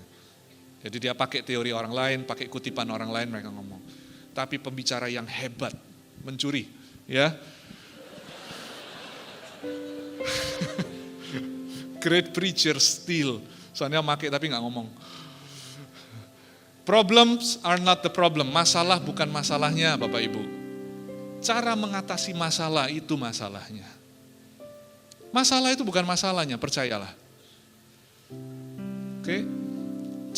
Yang menjadi masalah itu cara mengatasinya. Istri saya punya 2 teman baik. Ini 20 tahun yang lalu mungkin, 15-20 tahun yang lalu. Dia punya 2 orang teman baik ya. Yang satu itu bekerja bersama-sama dengan dia di sebuah ruko 3 lantai. Waktu itu semua masih single semua. Di bawah Dia telepon sama pacarnya, dia berantem sama pacarnya, dia naik ke lantai 3. Dari lantai 3 kita bisa dengar dia maki-maki kebun binatang semua keluar. Oke, dia murka marah sedemikian rupa hanya karena berantem sama pacarnya. Nah, istri saya punya teman satunya. Teman satunya itu, wah hidupnya itu tadi, jatuh ketimpa tangga dan seterusnya itu, kasihan. Oke, papanya sakit, gagal liver harus dicangkok. Lalu dia sendiri sakit autoimun, adiknya sakit, mamanya sakit, kakak lakinya dia sakit, usia 30 tahun meninggal dunia. Kita mikir ini orang kasihan sekali. Terus kita datang pergi ke funeralnya waktu kakaknya meninggal itu, kita datang terus kita bilang sama dia, turut berduka cita ya. Ya, our deepest condolences buat kalian sekeluarga. Dia senyum, terus dia bilang begini, enggak apa-apa, Tuhan yang beri, Tuhan yang ambil, terpujilah nama Tuhan. Nah kok bisa gitu? Yang satunya gara-gara sama pacarnya kok bisa marah-marah kayak gitu, yang satunya kena pukulan dari segala arah tapi kok bisa bilang terpujilah Tuhan. Berarti masalah bukan masalahnya, cara mengatasi masalah itu masalah. Jadi kita sebagai konselor, kita membetulkan cara mengatasi masalahnya. Bukan mencarikan jalan keluar, bukan semena-mena mencarikan jalan keluar di masalahnya. Ya, jadi bukan konsultasi, bukan orang datang ke kita konseling lalu kita pikirkan jalan keluarnya. Saya sering kok nggak tahu, orang datang bilang saya bingung dengan pekerjaan saya begini nih. Ya saya di sini nggak mau mikir apa ya pekerjaan buat dia, bukan bagian saya kok. Ya bagian saya adalah menolong dia untuk bisa melalui ini, entah itu gimana caranya, pokoknya menolong bisa melalui ini. Oke, coba dibukain slide berikutnya, langsung aja. Oke, Anda lihat ini namanya teori gunung es. Gunung es itu yang kelihatan di atas, itu yang ditabrak sama Titanic gitu. Bawahnya yang ditabrak. Gunung esnya dihindari tapi bawahnya gede soalnya. Ya. Yang kelihatan itu kecil di atas 10%. Yang di bawah itu jiwa manusia. Ini petanya jiwa manusia itu seperti ini. Yang kelihatan di atas itu namanya perilaku, masalah, atau sebetulnya saya suka ngomongnya pakai presenting problem, itu yang paling atas. Problem yang dipresentasikan, itu yang kelihatan yang di atas. Ya, problemnya adalah si A tiba-tiba ngilang dari pelayanan. Oke, itu yang kelihatan. Yang terjadi ada di bawah air. Di bawah air layer pertama namanya perasaan. Layer kedua namanya persepsi, layer ketiga namanya pengharapan. Sebetulnya masih ada lagi, dambaan, gambar diri, kerohanian masih, tapi kita bahas 3 aja. Oke, ini seperti ini layernya. Ya. Nah Anda sebagai konselor itu, jangan terlalu lama di layer yang atas. Makanya ini yang membuat orang bisa konseling sampai berjam-jam, karena yang diceritakan tuh presenting problemnya. Yang sesuatu sebetulnya nggak terlalu penting. Penting sebagai informasi aja. Yang atas itu namanya fakta, yang bawah ini loh namanya proses. Kita harus masuk ke proses. Nah cara masuknya itu, masuk melalui pintu perasaan. Orang cerita kepada Anda suatu kronologinya dia, kita simpulkan dengan paraphrasing, betul? Selesai kan? Kan jangan mundur lagi kan? Kita mau maju ke depan. Kita maju ke depannya itu lewat pintu perasaan, itu kita masuk ke dalam air. Kalau sudah menyelam di dalam air, nah itu asik gitu. Itu bisa dibongkar kemana-mana. Tapi kembali lagi, itu anggap aja kalau orang sakit itu biar dokter yang membongkar. Anda kan mama ya, mama menemani aja sampai orangnya menemukan. Kecuali kalau Anda suatu hari semakin ahli, silahkan. Oke, perasaan itu masuk. Caranya gimana masuknya? Tanya, apa yang kamu rasakan? Itu aja. Itu dia udah nggak cerita tentang fakta. Dia langsung bilang, ya saya curiga suami saya selingkuh dan lain-lain. Oke, kita simpulkan, lalu kita tanya, apa yang kamu rasakan? Bisa nangis loh orang tanya kayak gitu. Bisa nangis, dia bilang, saya sedih, saya terpukul, saya merasa dihina, dikhianati dan lain-lain. Nah itu kita biarkan dia di sana dulu. Setelah perasaan sudah dia ungkapkan, kita tanya pertanyaan kedua. Makanya ini konseling jadi mudah sekali. Oke, next slide. Kita lihat next slide bisa lebih jelas. Itu presenting problem, cuman di listening aja mendengarkan masalah. Lalu yang kedua kita tanyakan perasaannya. Lalu masuk di layer berikutnya, tanya pendapatnya. Kan dia bilang, saya sedih, saya terpukul. Kita bisa tanya, apa lagi? Apalagi ada kecewa, ada ini, enggak apa-apa, gali sampai dia nangis apa enggak apa-apa. Ya, asal jangan setelah nangis dan lain-lain terus bisa, waduh waktunya habis.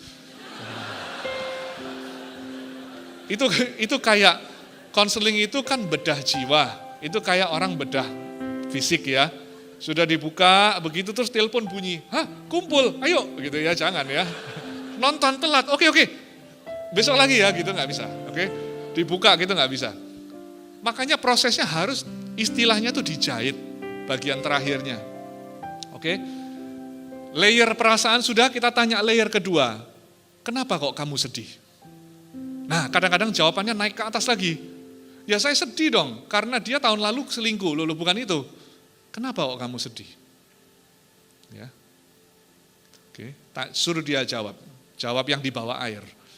Setelah dia jawab pendapat selesai, boleh kita paraphrasing gitu kalau mau menyetop dia ya. Jadi kamu sedih karena kamu merasa bahwa setelah sekian tahun menikah ternyata dia kok memilih orang lain, apa itu bisa disimpulkan, itu pendapat ya. Nah ini kuncinya di sini, langsung tanya, apa yang kamu harapkan? Nah, counseling session yang seperti ini itu ada arahnya itu going forward ke depan. Kita tanya, apa yang kamu harapkan? Selalu ada yang dijawab, oke? Misalnya, saya berharap suami saya meninggalkan si perempuan itu. Contoh, ya saya berharap pisah. Saya berharap apa? Kadang-kadang tidak rasional. Apa yang saya harapkan ya saya mau balas dia, misalnya kayak gitu. Biarin, apapun itu, suruh dia keluarin dulu apa yang diharapkan. Setelah dia mengutarakan apa yang diharapkan, Anda tanya pertanyaan berikutnya, harapanmu itu bisa terwujud enggak? Gampang kan? Simpel ya. Apa yang kamu rasakan? Menurut kamu kenapa? Apa harapanmu? Setelah harapan diberitahu, kita tanya, harapan itu bisa terwujud enggak? Suami saya kembali. Orang tua saya percaya Tuhan. Anak saya putus sama pacarnya. Ya, macam-macam. Terus kita tanya, nah harapan itu bisa terwujud enggak? Anda lihat ya, proses ini sampai sekarang masih belum ada nasihat sama sekali. Masih alurnya masih tanya, harapannya itu bisa terwujud enggak? Jawabannya antara dua, bisa dan tidak. Iya kan? Paling ya sesekali orang bilang mungkin, itu pun kita lebih cenderung ke iya atau ke tidak gitu. Kalau kita pokoknya harus puas gitu cari. Bila perlu dari angka 0 sampai 10, tidaknya berapa? 7, 8, jadi kita mainnya di sana. Pokoknya kita dapat suatu jawaban. Kalau jawabannya iya, bisa, kita tanya, gimana caranya? Saya berharap orang tua saya bisa ikut ke gereja setiap minggu. Oh itu harapan yang bagus, menurut kamu bisa terwujud gak? Bisa, gimana caranya? Ya anak-anak saya suruh ajak, misalnya begitu. Karena dia sayang sama cucu-cucunya, misalnya kayak gitu. Oke, itu gampang kalau jawabannya bisa. Nah, kalau jawabannya tidak bisa ini yang repot. Agak lebih repot. Ya. Kalau jawabannya ya enggak bisa. Oke. Saya terpukul sekali. Pasangan meninggal dunia, perasaannya hancur hidupnya, sedih. Mengapa kok sedih? Karena bukan diulangi ya, karena pasangan meninggal. Biasanya sedih karena kenapa kok Tuhan izinkan, gitu, kayak gitu. Habis itu kita tanya, apa harapannya? Aku berharap suamiku masih ada di sini. Nah, kita kan repot kalau dibilang kayak gitu. Ya kan? Ya nggak apa-apa, pelan-pelan kita dengerin. Oke, saya bisa mengerti. Saya berusaha untuk empati. Bahwa kamu ingin suamimu supaya masih ada di sini ya. Pada waktunya sudah tepat, sudah cukup sensitif, kita tanya sama dia. Kira-kira harapan itu bisa terwujud enggak? Dia bilang bisa, harusnya bisa. Tidak ada yang mustahil bagi Tuhan. Nah, enggak apa-apa, ikuti dulu. Oke? Gimana caranya gitu ya. Tapi kalau dia mikirnya bisa common sense, dia bilang, ya enggak bisa. Orang sudah meninggal. Kita kasih dia pilihan. Buat yang harapan tidak bisa terwujud, pilihannya ada 3. Yang pertama, tetap memaksakan harapan itu. Aku putus sama pacar itu harusnya punya aku, kenapa kok sekarang sama orang lain? Harapanmu apa? Ya aku mau sama dia. Kira-kira bisa terjadi nggak sudah gandeng orang lain? Terus dia jawabnya nggak bisa. Oke, kalau nggak bisa pilihannya 3. 1, tetap memaksakan, tetap mau nunggu. Atau yang kedua, cari alternatif, kalau nggak ada Santi cari Sinta. Ya kan? Atau yang ketiga, let go, merelakan. Ya. Nah di layer yang let go ini loh nanti terjadi pengampunan, letting go apa yang gitu, merelakan dan segala macam. Oke? Apakah ada slide berikutnya? Oke, ini yang terakhir. Oke, cara menjahit, cara mengakhiri sesi konseling. Sesi konseling diakhiri dengan catatan yang baik meskipun masalah belum tentu sudah bisa diatasi. Akhiri dengan mengajak konseli untuk melihat sisi positif dari keadaan yang dia dialami, atau mengajak konseli untuk menyebutkan beberapa hal yang bisa dia syukuri. Oke? Apa yang bisa dia syukuri. Jadi setiap kali mau menyelesaikan sesi, ini sudah 45 menit, sesi tidak harus cuma sekali, kadang bisa 2 kali, bisa 3 kali, bisa 4 kali, tapi Anda merasa cukup untuk hari ini, layer perasaan sudah dibahas, persepsi sudah dibahas, pengharapan sudah dibahas, kita boleh mulai tutup, maka kita akan bilang, oke, baik, cukup untuk hari ini sesinya, ya. Tapi sebelum kita selesai, bisakah Anda sebutkan 3-5 hal yang Anda syukuri? Nah, bisa kayak gitu. Ya, saya bersyukur saya masih sehat, biasanya jawabannya itu. Saya bersyukur masih hidup, saya bersyukur masih dipelihara Tuhan, saya bersyukur makan nggak perlu minta-minta, saya bersyukur. Terus kalau mau paksa sedikit kita bilang, apa yang Anda bisa syukuri dari masalah ini? Ya, saya bersyukur Tuhan ajari saya sabar. Oke, ayo kita berdoa yuk. Ya. Waktu itu mau kasih firman boleh. Saya teringat 1 Petrus ayat berapa, kasih itu ya. Tapi jangan terjebak dengan, oh masalahnya itu, saya juga pernah kok. Terus kita yang cerita. Akhirnya sesinya bukan 75% mendengarkan, 75% dia yang mendengarkan kita. Ya, oke, itu kita break dulu. Ya, waktunya selesai, kita break dulu. Setelah break selesai, saya masih mikir-mikir, sebetulnya kalau waktunya cukup, saya minta kalian sebetulnya untuk mencoba ini satu sama lain. Atau mau saya yang di depan untuk demo, 1 orang volunteer, 1 orang bintang, korban. Bintang, bukan korban. Ya. 1 orang bintang diajak ke depan untuk Anda melihat saya melakukan sesi konseling. Mau yang mana? Mau konseling sendiri-sendiri begini di praktis atau mau yang di depan? Cukup, sama tanya jawab. Cukup ya? Ya udah dua-dua ya, biar maksimal, biar pulang langsung merasakan ya ininya ya. Jadi breaknya jangan terlalu lama. Nanti saya di depan pun konselingnya yang ringan-ringan saya nggak akan pergi dalam-dalam, cuman melakukan ini supaya kalian lihat 5-10 menit, terus kalian 5-10 menit, sisa setengah jamnya kita tanya jawab, oke? Break dulu 5 minutes, 10 minutes, panitia. Silakan. Oke, kita beri tepuk tangan dulu. Teman-teman, terima kasih ini mimbarnya, tapi sebentar lagi harus diambil lagi. Saya mau tanya dulu di sini, siapa yang mau jadi bintang di depan? Ini habis ini. Ada yang mau? Saya janji. Oh, ada yang mau tuh. Oke. Silakan maju ke depan.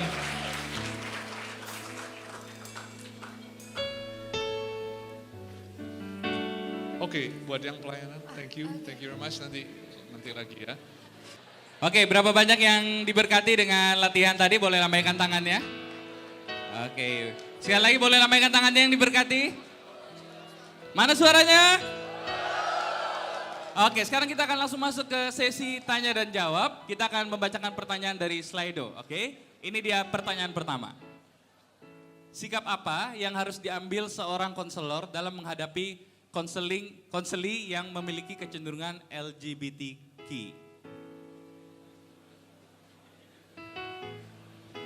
Ada ketambahan key-nya sekarang. Tergantung kasusnya apa. Apakah kasusnya orientasinya atau kasus lain? Kalau kasus di luar orientasinya ya perlakukan sama seperti siapa saja. Gitu ya. Kalau kasusnya dia memang punya orientasi, namanya disposisi orientasi. Tapi kalau kasusnya dia mau bicara tentang hubungannya sama Tuhan, sama keluarga, atau tentang karir dan lain-lain, ya kita harus perlakukan sama total. Kalau bicara tentang kalau dia mau membahas tentang orientasinya, nah itu bukan berarti kita perlakukan dengan tidak beda, enggak juga. Ya kita perlakukan sebagai seorang konseli aja. Cuman kita perlu tahu beberapa hal-hal dasar tentang perihal orientasi ini, bagaimana kita memahaminya, bagaimana kita bagaimana gereja memandangnya, dan lain-lain. Yang pasti tidak ada penghakiman kepada orangnya, tetapi memang perilakunya atau kecenderungannya. Sama halnya dengan orang heteroseksual juga sama, tidak dibedakan. Orang homoseksual, heteroseksual itu istilahnya. Sama saja orang heteroseksual juga bisa berbuat dosa. Ya, jadi orang homoseksual juga bisa berbuat dosa. Hanya karena orang mempunyai orientasi lawan jenis bukan berarti dia bebas dari kesalahan. Bisa juga dia menyukai orang lain yang bukan pasangan dia juga bisa. Jadi prinsipnya adalah tergantung kasusnya apa. Kalau kasus orientasi, nah itu baru dihandle. Saran saya, kalau kalian bingung bagaimana, ini tadi ada satu hal yang saya belum sampaikan. Kenapa kok konseling itu mudah kalau di gereja? Menjadi konselor itu dalam tanda kutip mudah. Ada kesulitannya tetapi cenderung mudah. Karena begini, kita tahu gitu. Kayak orang kalau datang pergi ke seorang dokter sakit. Dokter ini kalau dokter umum dia tahu ini masalah mata. Dia akan referensikan dia pergi ke dokter spesialis mata. Dan kalau dia masalahnya irama jantung dipergikan ke dokter spesialis jantung. Nah sama hal dengan kita tidak bisa menyelesaikan masalah semua orang dan tidak perlu juga. Jadi kalau ini di luar kemampuan kalian bingung, kalian bisa minta tolong sama pemimpin kalian, pemimpin masih bisa sampai ke gembala pun kita juga bisa ngomong ini bukan areaku. Nah, nanti saya bisa kasih ke Kofuji dan Celena tentang referensi di Jakarta. Jakarta ini memiliki counseling center yang sangat bagus. Oke, di Pluit 1 sama di Kebun Jeruk atau di mana begitu ada counseling center yang sangat bagus yang bisa membantu handle orang yang dengan gangguan psikis. Ini juga orientasi bukan gangguan psikis gimana, tapi ada gangguan psikis lainnya misalnya mood disorder, bipolar, skizofrenia dan lain-lain. Saya kasih referensinya ya, nanti bisa di-referkan ke memang tempat yang bisa menolong mereka. Gampang kan? Ya. Kalau perlu psikiater nanti saya kasih juga psikiater yang hamba Tuhan yang bisa. Kalian di Jakarta punya banyak resource, manfaatkan ya. Oke? Jadi jawaban saya itu. Pertanyaan kedua, bagaimana cara menghadapi konseli yang usianya lebih tua dan memiliki wawasan yang jauh lebih luas dari kita? Tidak apa-apa, hanyalah begini, usia hanyalah angka sebetulnya. Age is just a number. Yang datang ke saya konseling ada yang usia 80, 70 lebih. Jadi usia ya hanya usia gitu. Paling begini kan, kalau ada orang datang ke saya konseling, kalau Anda tanya gimana caranya ya pakai teknik yang tadi, persis. Kembali ke gunung es lagi, kembali ke positive assetting lagi, atau reframing, kembali ke listening dan dijahit dengan baik. Udah gitu aja, sebetulnya putar-putar di sana terus, basicnya, dasarnya begitu. Cuman kalau yang datang orang jauh lebih tua dan masalahnya tentang cucunya gitu ya. Saya tidak bisa sekali-kali saya berkata bahwa saya mengerti perasaanmu, nggak bisa karena saya belum punya cucu. Selama saya tidak menggunakan kata orang tuh lebih suka ya kalau ada orang mengalami kematian, gitu. Kematian orang yang dia cintai. Datang ke kita, saya akan menghindari mengatakan hal-hal seperti oh iya ya saya mengerti perasaan apa yang kamu rasakan. Lebih baik saya bilang saya nggak mengerti apa yang kamu rasakan, tapi ayo kita jalani ini bersama-sama. Nah itu jauh lebih baik. Oke, jadi dengan catatan itu semua bisa dikonseling sebetulnya. Semua bisa dikonseling. Ya. Kalaupun yang datang ke kalian konselor gereja, orang FLC tapi single. Lebih enak memang kalau bisa yang married, handle yang married. Tapi kalau terpaksa ya tetap bisa dilakukan. Tetap bisa dilakukan ya. Oke. Next question. Pertanyaan ketiga, apa saja perbedaan teknik yang digunakan oleh seorang konselor Kristen dengan konselor pada umumnya? Konselor pada umumnya menggunakan positive thinking. Konselor Kristen menggunakan positive thinking yang nilainya adalah Alkitab. Gitu. Ya. Itu aja sih bedanya. Contohnya kalau orang datang dan bilang gini, saya mau meditasi gitu, supaya saya tenang. Konselor yang umum, yang non-Christian counseling akan bilang go ahead. Selama itu baik buat kamu, selama itu kamu bisa menenangkan diri, lakukan. Kalau kita akan bilang, oh wait ya, tunggu. Ada cara lain. Nah itu bedanya di sana. Gitu. Oke. Pertanyaan keempat terakhir sebelum kita tanya jawab langsung. Habis ya? Habis. Habis. Oke. Berarti langsung live. Kuotanya habis ya. Oke, kita buka tanya jawab langsung. Mungkin buka untuk 2 penanya dulu ya. 2 penanya dulu. Boleh angkat tangan? Belakang 1, di tengah belakang juga 1, 2 dulu ya.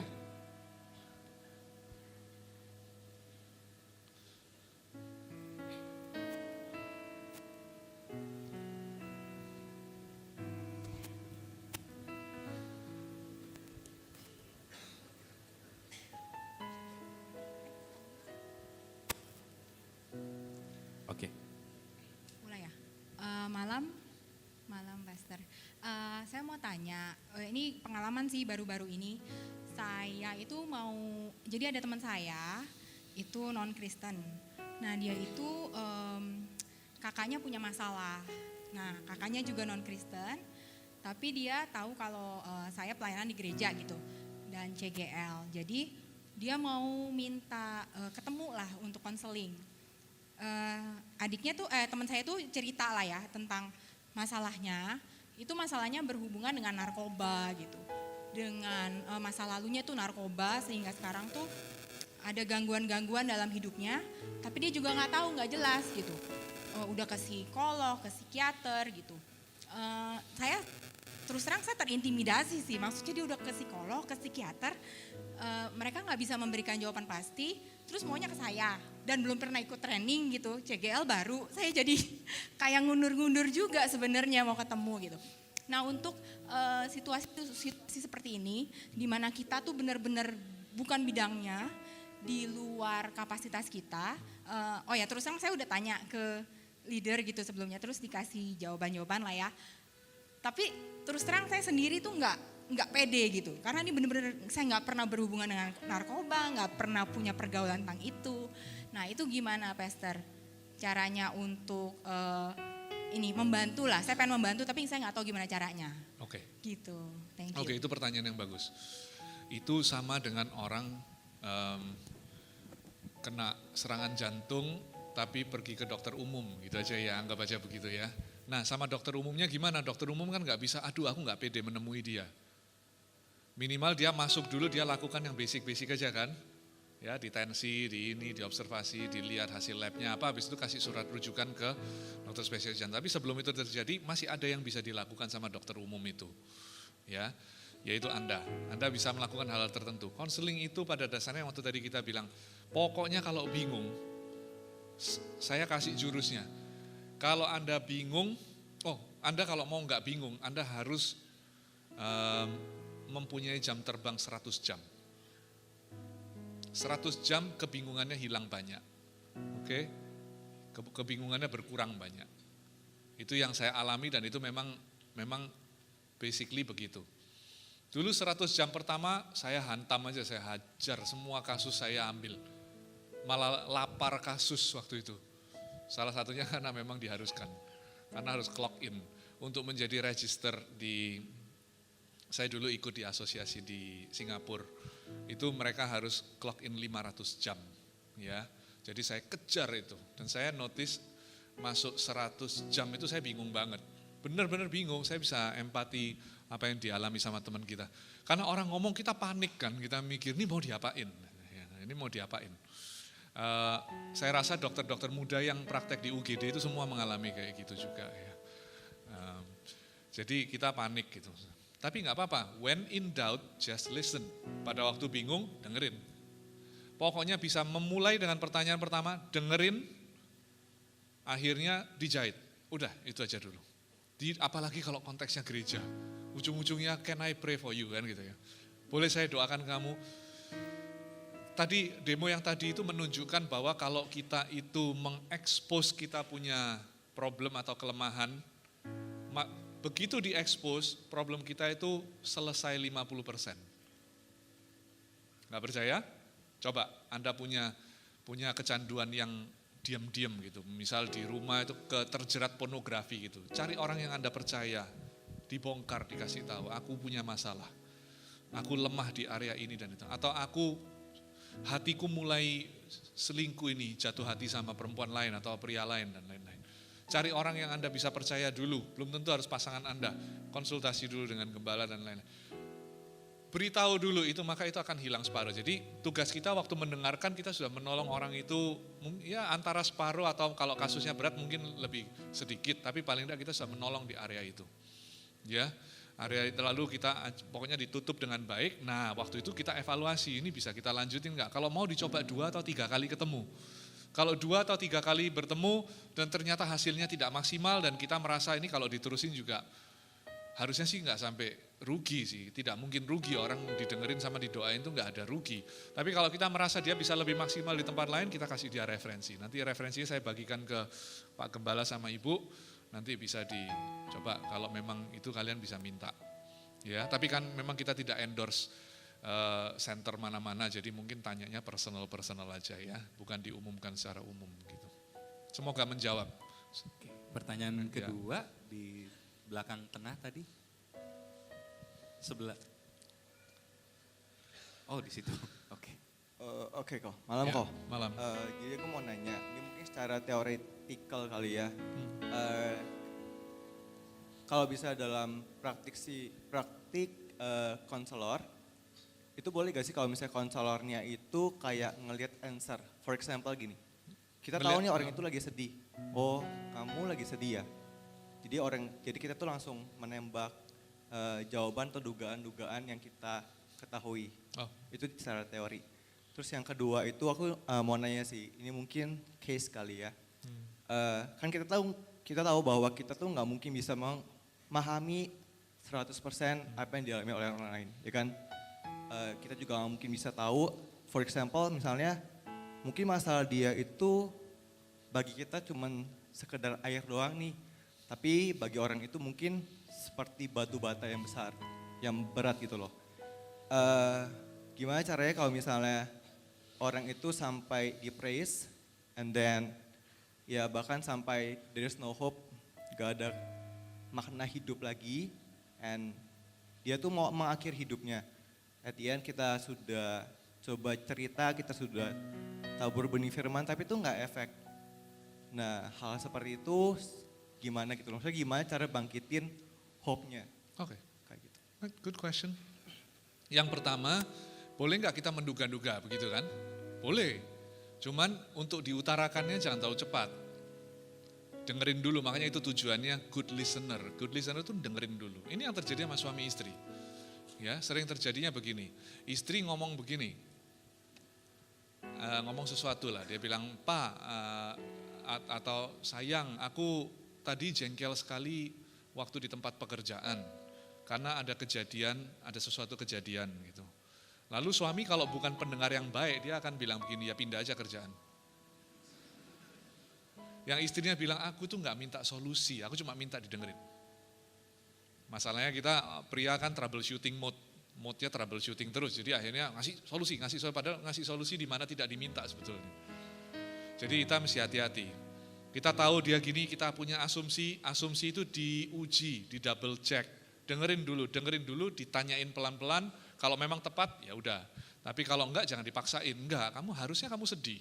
Enggak sih, saya enggak sedih. Menurut saya kamu sedih. Ini nanti terjadi kebingungan. Jadi boleh asumsi, tapi hati-hati gitu ya. Lalu pertanyaan kedua tadi, bagaimana kalau itu ya?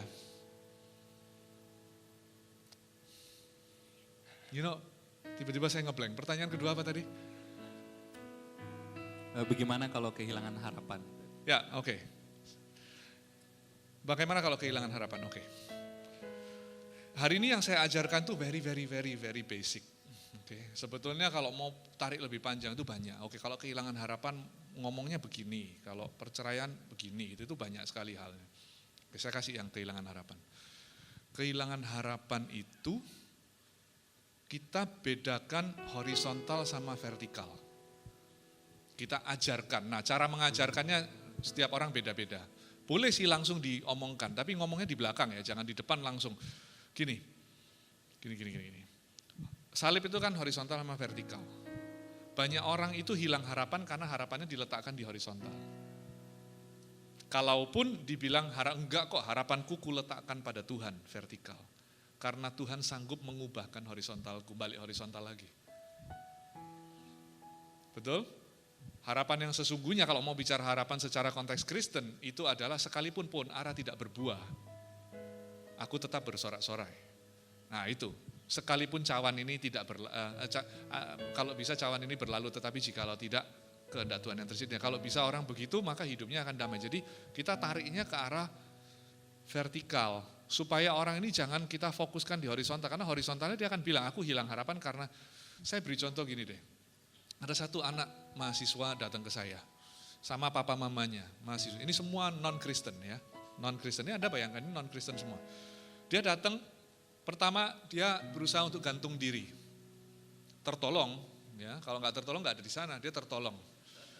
Habis itu dia berusaha untuk lompat dari lantai atas, ya itu juga tertolong karena itu hanya sebuah dorongan, tapi dorongan itu udah bahaya itu. Habis itu yang terakhir itu dia datang ke saya karena dia ambil cutter ya, ambil cutter dia potong-potong terus karena dia frustrasi. Oke, lalu saya cek kenapa kok orang kan kalau sampai mau mengambil nyawanya sendiri berarti kan hilang harapan. Oke. Terus saya cek kenapa, apa yang membuat dia hilang harapan. Hal-hal horizontal semua. Kebetulan anak muda jadi minta mobil nggak dikasih yang begitu. Oke. Apalagi sekolah pokoknya ngambil suatu kuliah dan di kuliah itu dia diturunin kelompok. Yang tadinya kelompok yang A yang kumpulan dari anak-anak yang pintar-pintar turun jadi anak yang kelompok yang B. Jadi dia merasa tidak ada artinya. Jadi sekarang nilai hidupnya, harapannya diletakkan pada hal-hal horizontal, mobil, prestasi, dan sebagainya. Oke. Tugas saya sebagai konselor, mendengarkan dan semua, lalu saya kasih dia value. Kan tadi kan yang teman kita yang di belakang tadi bilang nilai, oke. Memang itu tugas konselor, injecting value. Saya suntikan dia nilai, cara saya begini. Saya bilang sama dia begini, saya gambarkan 2 garis. Saya bilang, kamu mau bahagia kan dalam hidup? Ya. Ini horizontal. Horizontal itu ciptaan. Teman, uang, status, karir, apa semua. Semua ini tidak bisa menjadi sumber kebahagiaanmu. Kalau kamu letakkan sumber bahagiamu pada garis horizontal, maka hidupmu seperti roller coaster naik turun. Saya bilang. Karena kalau tercapai, naik. Kalau nggak tercapai, turun. Kan gitu terus. Nggak pernah stabil hidupnya.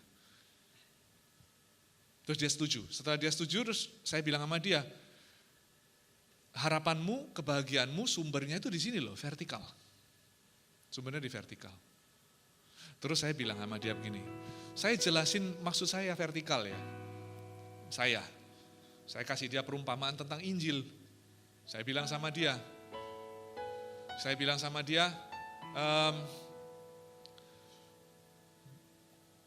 kalau saya ini, kalau misal kamu sakit gagal fungsi ginjal, menderita sekali, harus cuci darah, nggak bisa makan enak, nggak bisa minum dengan banyak, nggak bisa minum banyak, pokoknya menderita, nggak bisa olahraga, nggak bisa semua. Lalu saya bilang sama kamu, saya punya ginjal 2 masih bagus. Ayo kita pergi ke rumah sakit, kita periksa. Kalau masih bagus, kalau cocok, saya berikan ke kamu 1. Nah, singkat cerita pergi ke rumah sakit, diperiksa, cocok, lalu masuk di ruang operasi, saya pindahkan ginjal saya ke dia 1.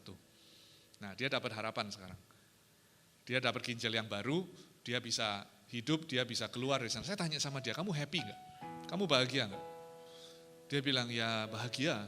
Nah, waktu kamu bahagia, kamu keluar dari rumah sakit, mendapat suatu kesempatan yang baru, kamu keluar, terlalu ada yang nyalai kamu tuh. Pergi ke restoran, pelayannya melayaninya dengan buruk, kamu nyetir di jalanan dipotong sama orang, atau sesuatu terjadi, karyawan keluar dan lain-lain. Saya tanya, sukacitamu hilang gak? Seharusnya hilang gak? Kamu baru aja dapat ginjal. Terus dia jawab saya, ya enggak ya. Oke, terus nah ini saya masuk sampai, saya bilang, di kepercayaan saya, Tuhan ngasih ke saya bukan sebuah ginjal, tetapi ngasih saya nyawanya. Dia berikan saya nyawanya. karena kita semua tahu kalau usaha saya sendiri saya nggak akan bisa masuk ke surga suatu hari. Makanya dia harus beli saya dengan harga yang mahal. Diberikan anaknya yang tunggal untuk mati menggantikan saya. Itu orang ngeliatin saya dengan full, lalu dia bilang begini, yang beginian saya nggak pernah dengar. Lalu dia noleh ke orang tuanya, di kepercayaan kita nggak ada ya. Saya bilang, look, kepercayaan masing-masing sendiri-sendiri. Saya cuma bilang kalau saya itu saya yang pegang, vertikal. Di sana kita mendapatkan harapan. Oke, harapan. Nah itu anak tertolong sih. Mulai sekarang saya nggak tahu dia pindah kepercayaan enggak, saya enggak, bukan tanggung jawab saya itu ya, karena konteksnya di rumah sakit. Jadi itu, kenapa kok saya cerita panjang lebar gini? Kita akan selalu bertemu dengan konseli yang putus harapan. Fokusnya jangan di horizontal, Bapak Ibu sekalian. Kalau kita fokusnya troubleshoot horizontal, tapi juga jangan terlalu cepat vertikal, pelan-pelan. Horizontalnya kita ini dulu, oke lah kita ladeni dulu. Oke horizontalnya sampai satu titik, ini Meriamnya dikeluarin. Belum ya, kalau mau firman Tuhan di mana? Yohanes pasal 4. Perempuan Samaria ya.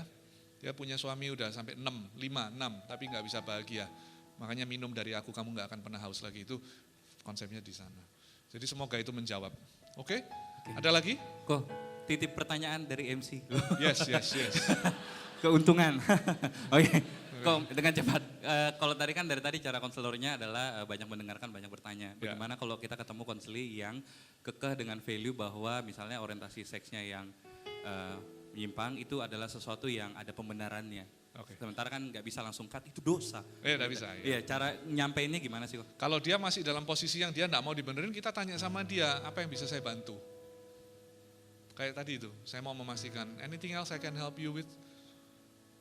Ini kan ngomong konteks bukan pengembalaan ya, ini konteks konseling. Kalau konseling profesional ya begini, kita nggak paksa orang gitu. Jadi kalau dia nggak mau dibantu, ya saya biarin.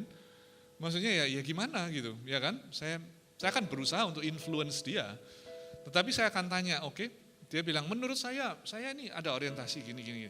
Ya saya tanya sama dia, oke, apa yang bisa dibantu? Kok datang ke saya kenapa? Kasarnya gitu, ya, gitu. Jadi dengerin dulu dia maunya apa gitu. Kalau dia belum siap, nggak apa-apa, diamin dulu. Paling kalau mau trigger question kita bisa tanya, kamu sudah yakin 100% dengan pemikiranmu bahwa ini adalah sesuatu yang benar dan baik untuk dilanjutkan? Nah itu pertanyaan trigger kan. Kalau dia bilang iya, ya sudah let go dulu. Ada hal-hal tertentu yang harus kita doakan di belakang. Orang itu bisa berubah kalau, seringkali bukan selalu. Seringkali orang itu hanya bisa berubah kalau dia kena rock bottom. Titik terendah, baru dia bisa berubah. Some people seperti itu. Ya, makanya dulu ada satu orang datang di gereja bilang, itu loh ada teman kita itu, waduh aku ajak dia ke gereja terus nggak mau pergi ke gereja katanya. Sudah berkali-kali selalu nggak mau. Terus saya tanya sama dia, menurut kamu apa masalahnya? Ya mestinya ya pacarnya itu, dia sama pacarnya itu kayaknya pacarannya nggak bener dan jadi menghambat dia untuk pergi ke gereja padahal dulu anaknya itu sungguh-sungguh melayani dan lain-lain. Saya dengan santainya bilangnya doain aja supaya putus. Nggak salah kok ngomong gitu. Asal doanya terakhirnya ada bilang, jangan kehendakku yang terjadi, kehendakmu yang terjadi, ya kan? Bisa kan? Kan kita fair aja. Kita manusia ada kelemahan, belum tentu pemikiran kita benar. Tapi kan kita ada pemikiran, dia bilang, Tuhan memang kalau itu jalanmu ya suruh putus. Tapi kehendak Tuhan yang terjadi, supaya aku nggak salah memaksakan. Toh Tuhan kalau itu bukan kehendak Tuhan nggak dikabulkan kok. Ya, akhirnya yang terjadi putus beneran, sekarang pelayanan. Karena rock bottom baru mau berubah. Oke. Terima kasih. Satu pertanyaan. Sebelah sini barangkali ya. Saya akan berusaha cepat jawabnya. Iya, yang depan. Ya. Kok mau tanya, kalau misalnya kita dapat konseli, maksudnya kayak ada orang yang cerita sama kita, kejadiannya tuh sama, maksudnya masalahnya sama. Kita udah coba gali, dia juga ngerti gitu masalahnya di mana. Terus apa namanya kayak apa yang harus dilakukan pun dia udah ngerti gitu. Tapi berulang-ulang dia terus, ya? menceritakan hal-hal, maksudnya masalahnya sama, setiap datang sama dan itu bertahun-tahun. Nah, yang jadi pertanyaan tuh kita tuh masih seperti apa gitu. Maksudnya kalau misalkan ada yang pernah bilang daripada buang-buang waktu lu, ya udah diamin aja gitu. Tapi di satu sisi dengan kita mendengarkan aja itu udah, misalkan orang yang depresi mau bunuh diri, dia nggak jadi bunuh diri gitu. Tapi emang kejadiannya sama-sama terus sampai bertahun-tahun gitu. Itu apa sih yang mesti kita lakuin? Oke, ada dua kemungkinan. Yang satu, orang ini memang ada sedikit, sebagian kecil orang itu cari perhatian, ada. Ya, selama ini bukan cari perhatian, ini murni memang kasus, ya, sebuah case. Itu kita cari gunung es lain, berarti tidak tepat sasaran. Pindah gunung es. Kenapa kok dia nggak bisa pindah? Kita belum mengarahkan, tapi kenapa kok dia terus stay di gunung es yang satu itu? Maksudnya presenting problemnya itu terus. Kita udah gali, kita udah kasih influencing dan semua, tetap sama enggak ada, karena sebetulnya ada gunung lain. Yang dia sendiri tidak sadar, orang itu ada sadar, bawah sadar dan tidak sadar. Masuk di bawah sadarnya sudah bingung. Ada satu orang datang ke saya bilang sama saya, aku enggak tahu kenapa akhir-akhir ini aku gelisah terus dan enggak bisa tidur. Ya, terus intinya dia bilang, saya tanya, semenjak kapan? Semenjak 2 bulan yang lalu. Apa yang terjadi 2 bulan yang lalu? Saya selalu begitu ya. Saya tanya selalu begitu. Saya tanya, keluhanmu apa? Semenjak kapan? Apa yang terjadi pada saat itu? Coba deh. Itu seringkali membuka pintu ke gunung es. Saya tanya, 2 bulan yang lalu apa yang terjadi? Nggak ada sih. Ada apa? Event apa yang kamu hadiri? Nah, kita tanya, ada event. Event kan bisa kematian, bisa pernikahan. Ada teman saya menikah. Oke. Curiga ini, mulai curiga. Karena kan ya memang kita lihat ini perempuan usianya sudah 30, hampir 40, masih single, ya curiga aja, tidak bermaksud menghakimi atau ngejudge atau no, tapi I just want to make sure gitu. Karena dia bingung, saya juga bingung, jadi saya mesti coba. Jadi saya tanya sama dia, gimana perasaanmu waktu masuk gunung es ya? Temannya menikah. Kok kejadiannya bersamaan 2 bulan pada waktu dia mulai gelisah. Gimana perasaanmu waktu temanmu menikah? Biasa aja, saya nggak apa-apa kok. Oke, masih penasaran kan? Kita coba 2-3 kali. Saya bilang sama dia, oke, nggak apa-apa ya, nggak apa-apa. Hati-hati kan mainnya aja, nggak bisa, nggak pasti apa-apa, gitu kan tersinggung nanti.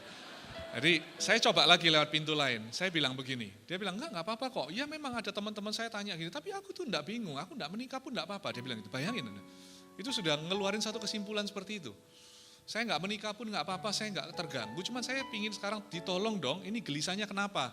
Yang bagian satunya itu sudah di shutdown sama dia, jangan don't go there, jangan ke sana, saya enggak mau dan saya enggak apa-apa, itu karena apa? Itu defense mekanismenya dia. Nah saya berusaha, caranya lewat mana? Saya bilang gini, kamu sering mimpi enggak? Saya suka sekali topik mimpi. Nah, menurut saya itu Alkitabiah, karena di Alkitab banyak mimpi. Jadi saya tanya, kamu, yang kita cari itu adalah mimpi yang diulang-ulang. Mimpi itu X-ray terhadap jiwa kita. Kamu suka mimpi enggak? Ya kadang-kadang. Ada yang diulang-ulang enggak? Terus dia bilang, ada. Apa itu? Yang terakhir kamu mimpi apa? Dia bilang, yang terakhir saya mimpi, saya hamil. Terus dia diem. Terus air matanya mulai keluar. Oke, mimpi hamil. Terus saya tanya, pertanyaan yang dibawanya harapan, namanya dambaan. Kamu kepingin punya keluarga? Terus dia nangis di sana. Nah kita tahu sekarang problem di mana ya. Jadi gunung esnya pindah-pindah, cari. Kalau di satu gunung es itu tidak berhasil, cari gunung lain. Bisa dicoba gitu? Ya. Don't worry kalau belum berhasil, ingat 100 jam. Next. Nggak tahu yang mana dulu. Depan sini belum? Sini dulu ya. Oke. Oh sini, oke. Pertanyaannya simpel aja sih. Oke. Jadi kan kalau di Jakarta untuk profesional muda kita tuh kadang kayak kekurangan apa ya waktu gitu. Jadi kayak kadang kita sama anak-anak itu seringkali kita open cerita itu lewat telepon. Dan tadi Ko Jon sempat mention juga pernah konselingin orang via telepon kayak gitu.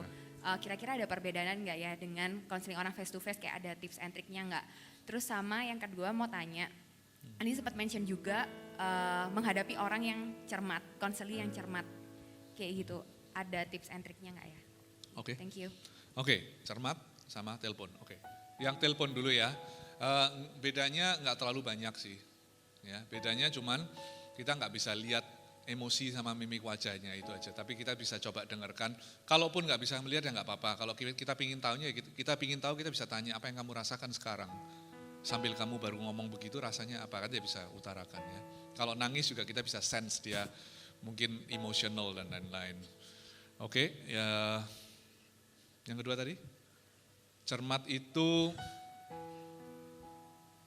maksudnya kan orang ini jadi kita ngomong apa di argue gitu kan ya. Oke, berarti dia main di layer persepsi terus, betul nggak? Ya, perasaan, persepsi, pengharapan. Dia main di persepsi terus. Ada apa-apa dikelolanya gini, apa yang kamu rasakan? Yang saya rasakan, menurut saya dia nggak seharusnya begitu. Iya kan, itu bukan perasaan. Itu pendapat, persepsi. Orang cermat akan larinya ke sana terus. Nah kita akan harus ngomong, oke, itu pendapatmu. Tapi coba apa yang kamu rasakan? Kalau dia hilang lagi ke arah persepsi lagi, kita tanya pakai pertanyaan yang lebih spesifik. Sedih nggak kalau begitu? Nah gitu ya. Kita mau tembus dia di perasaan. Terjadi suatu nangis itu bukan segalanya. Air mata bukan segalanya. Cuma kadang terjadi sesuatu pada waktu kita bisa melihat ada suatu kelegaan terjadi itu. Contoh seperti teman kita dari Paulus. Kalau saya tebak-tebak itu ini ya pencerahannya itu pada waktu terakhir-terakhir. Waktu saya singgung tentang value orang tua masih ada, lalu dia mulai air matanya mulai mata mulai berkaca-kaca itu karena dia tersentuh jiwanya yang itu kena sesuatu itu gunung esnya itu. Ada satu transformasi di titik itu. Meskipun air mata bukan segalanya, tapi kita bisa sense itu. Jadi untuk orang cermat, persepsi kita lari coba ke perasaan. Kalau tetap enggak mau ya udah ikuti dia pergi ke pengharapan. Kalau enggak mau lagi ditutup. Nanti kalau dia hit rock bottom atau apa nanti perasaannya keluar kok. Ya. Oke, next. Ini sini dulu. Sayang sekali waktu kita sudah habis. Udah habis. Sudah lewat ya. Atau satu lagi. Satu lagi. Soalnya angkat tangan berkali-kali. Oke, silakan. Ya. Kalah maksudnya. Persistence go. Persisten ya. Espro tolong tadi lihat kan. Oke, selamat malam Go. Malam. Terima kasih untuk sharingnya. Kemudian pertanyaan saya singkat aja. Jadi tadi kan sudah mendengar bahwa seorang konselor tuh lebih menggali. Jadi kita tanya gimana. Nah, saya mau memperkecil skopnya sekarang dalam konteks penggembalaan. Kapankah kita menambahkan diri sebagai konselor dan kapan kita sebagai leader/mentor? Terima kasih. Oh oke, good question. Kapan menjadi konselor, kapan menjadi mentor ya? Kalau mentor udah jelas jawabannya. Kalau kita leader berarti pada waktu hari CG, sama memang hari-hari yang memang kita komitmen untuk apa itu istilahnya apa? Reaching out apa itu ya? Nelpon, pendekatan dan lain-lain itu mentoringnya terjadi. Kapan kita menjadi konselor? Pada waktu orang datang ke kita, gitu. Ya, pada waktu orang datang ke kita. Tapi saya tahu. Tapi misalnya kita sebagai pemimpin kita bisa sense ini orang ada masalah tapi dia tipe orang yang nggak bisa datang ke kita, ya kan itu kan? Bisa, kita bisa proaktif dan mengusahakan sesi terjadi. Bisa. Pada waktu kita memang sengaja berusaha untuk membuat ini menjadi suatu sesi, nah itu mood kita berubah menjadi mood konselor.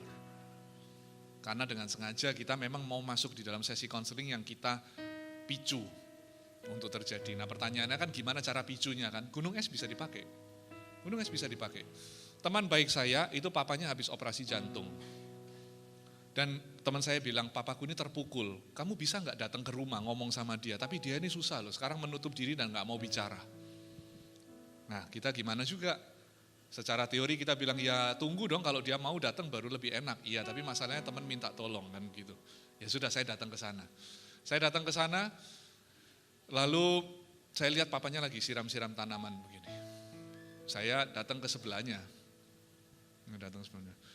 Sore om, katanya gitu. Gitu aja ya kan. Saya diam, saya tanya gini.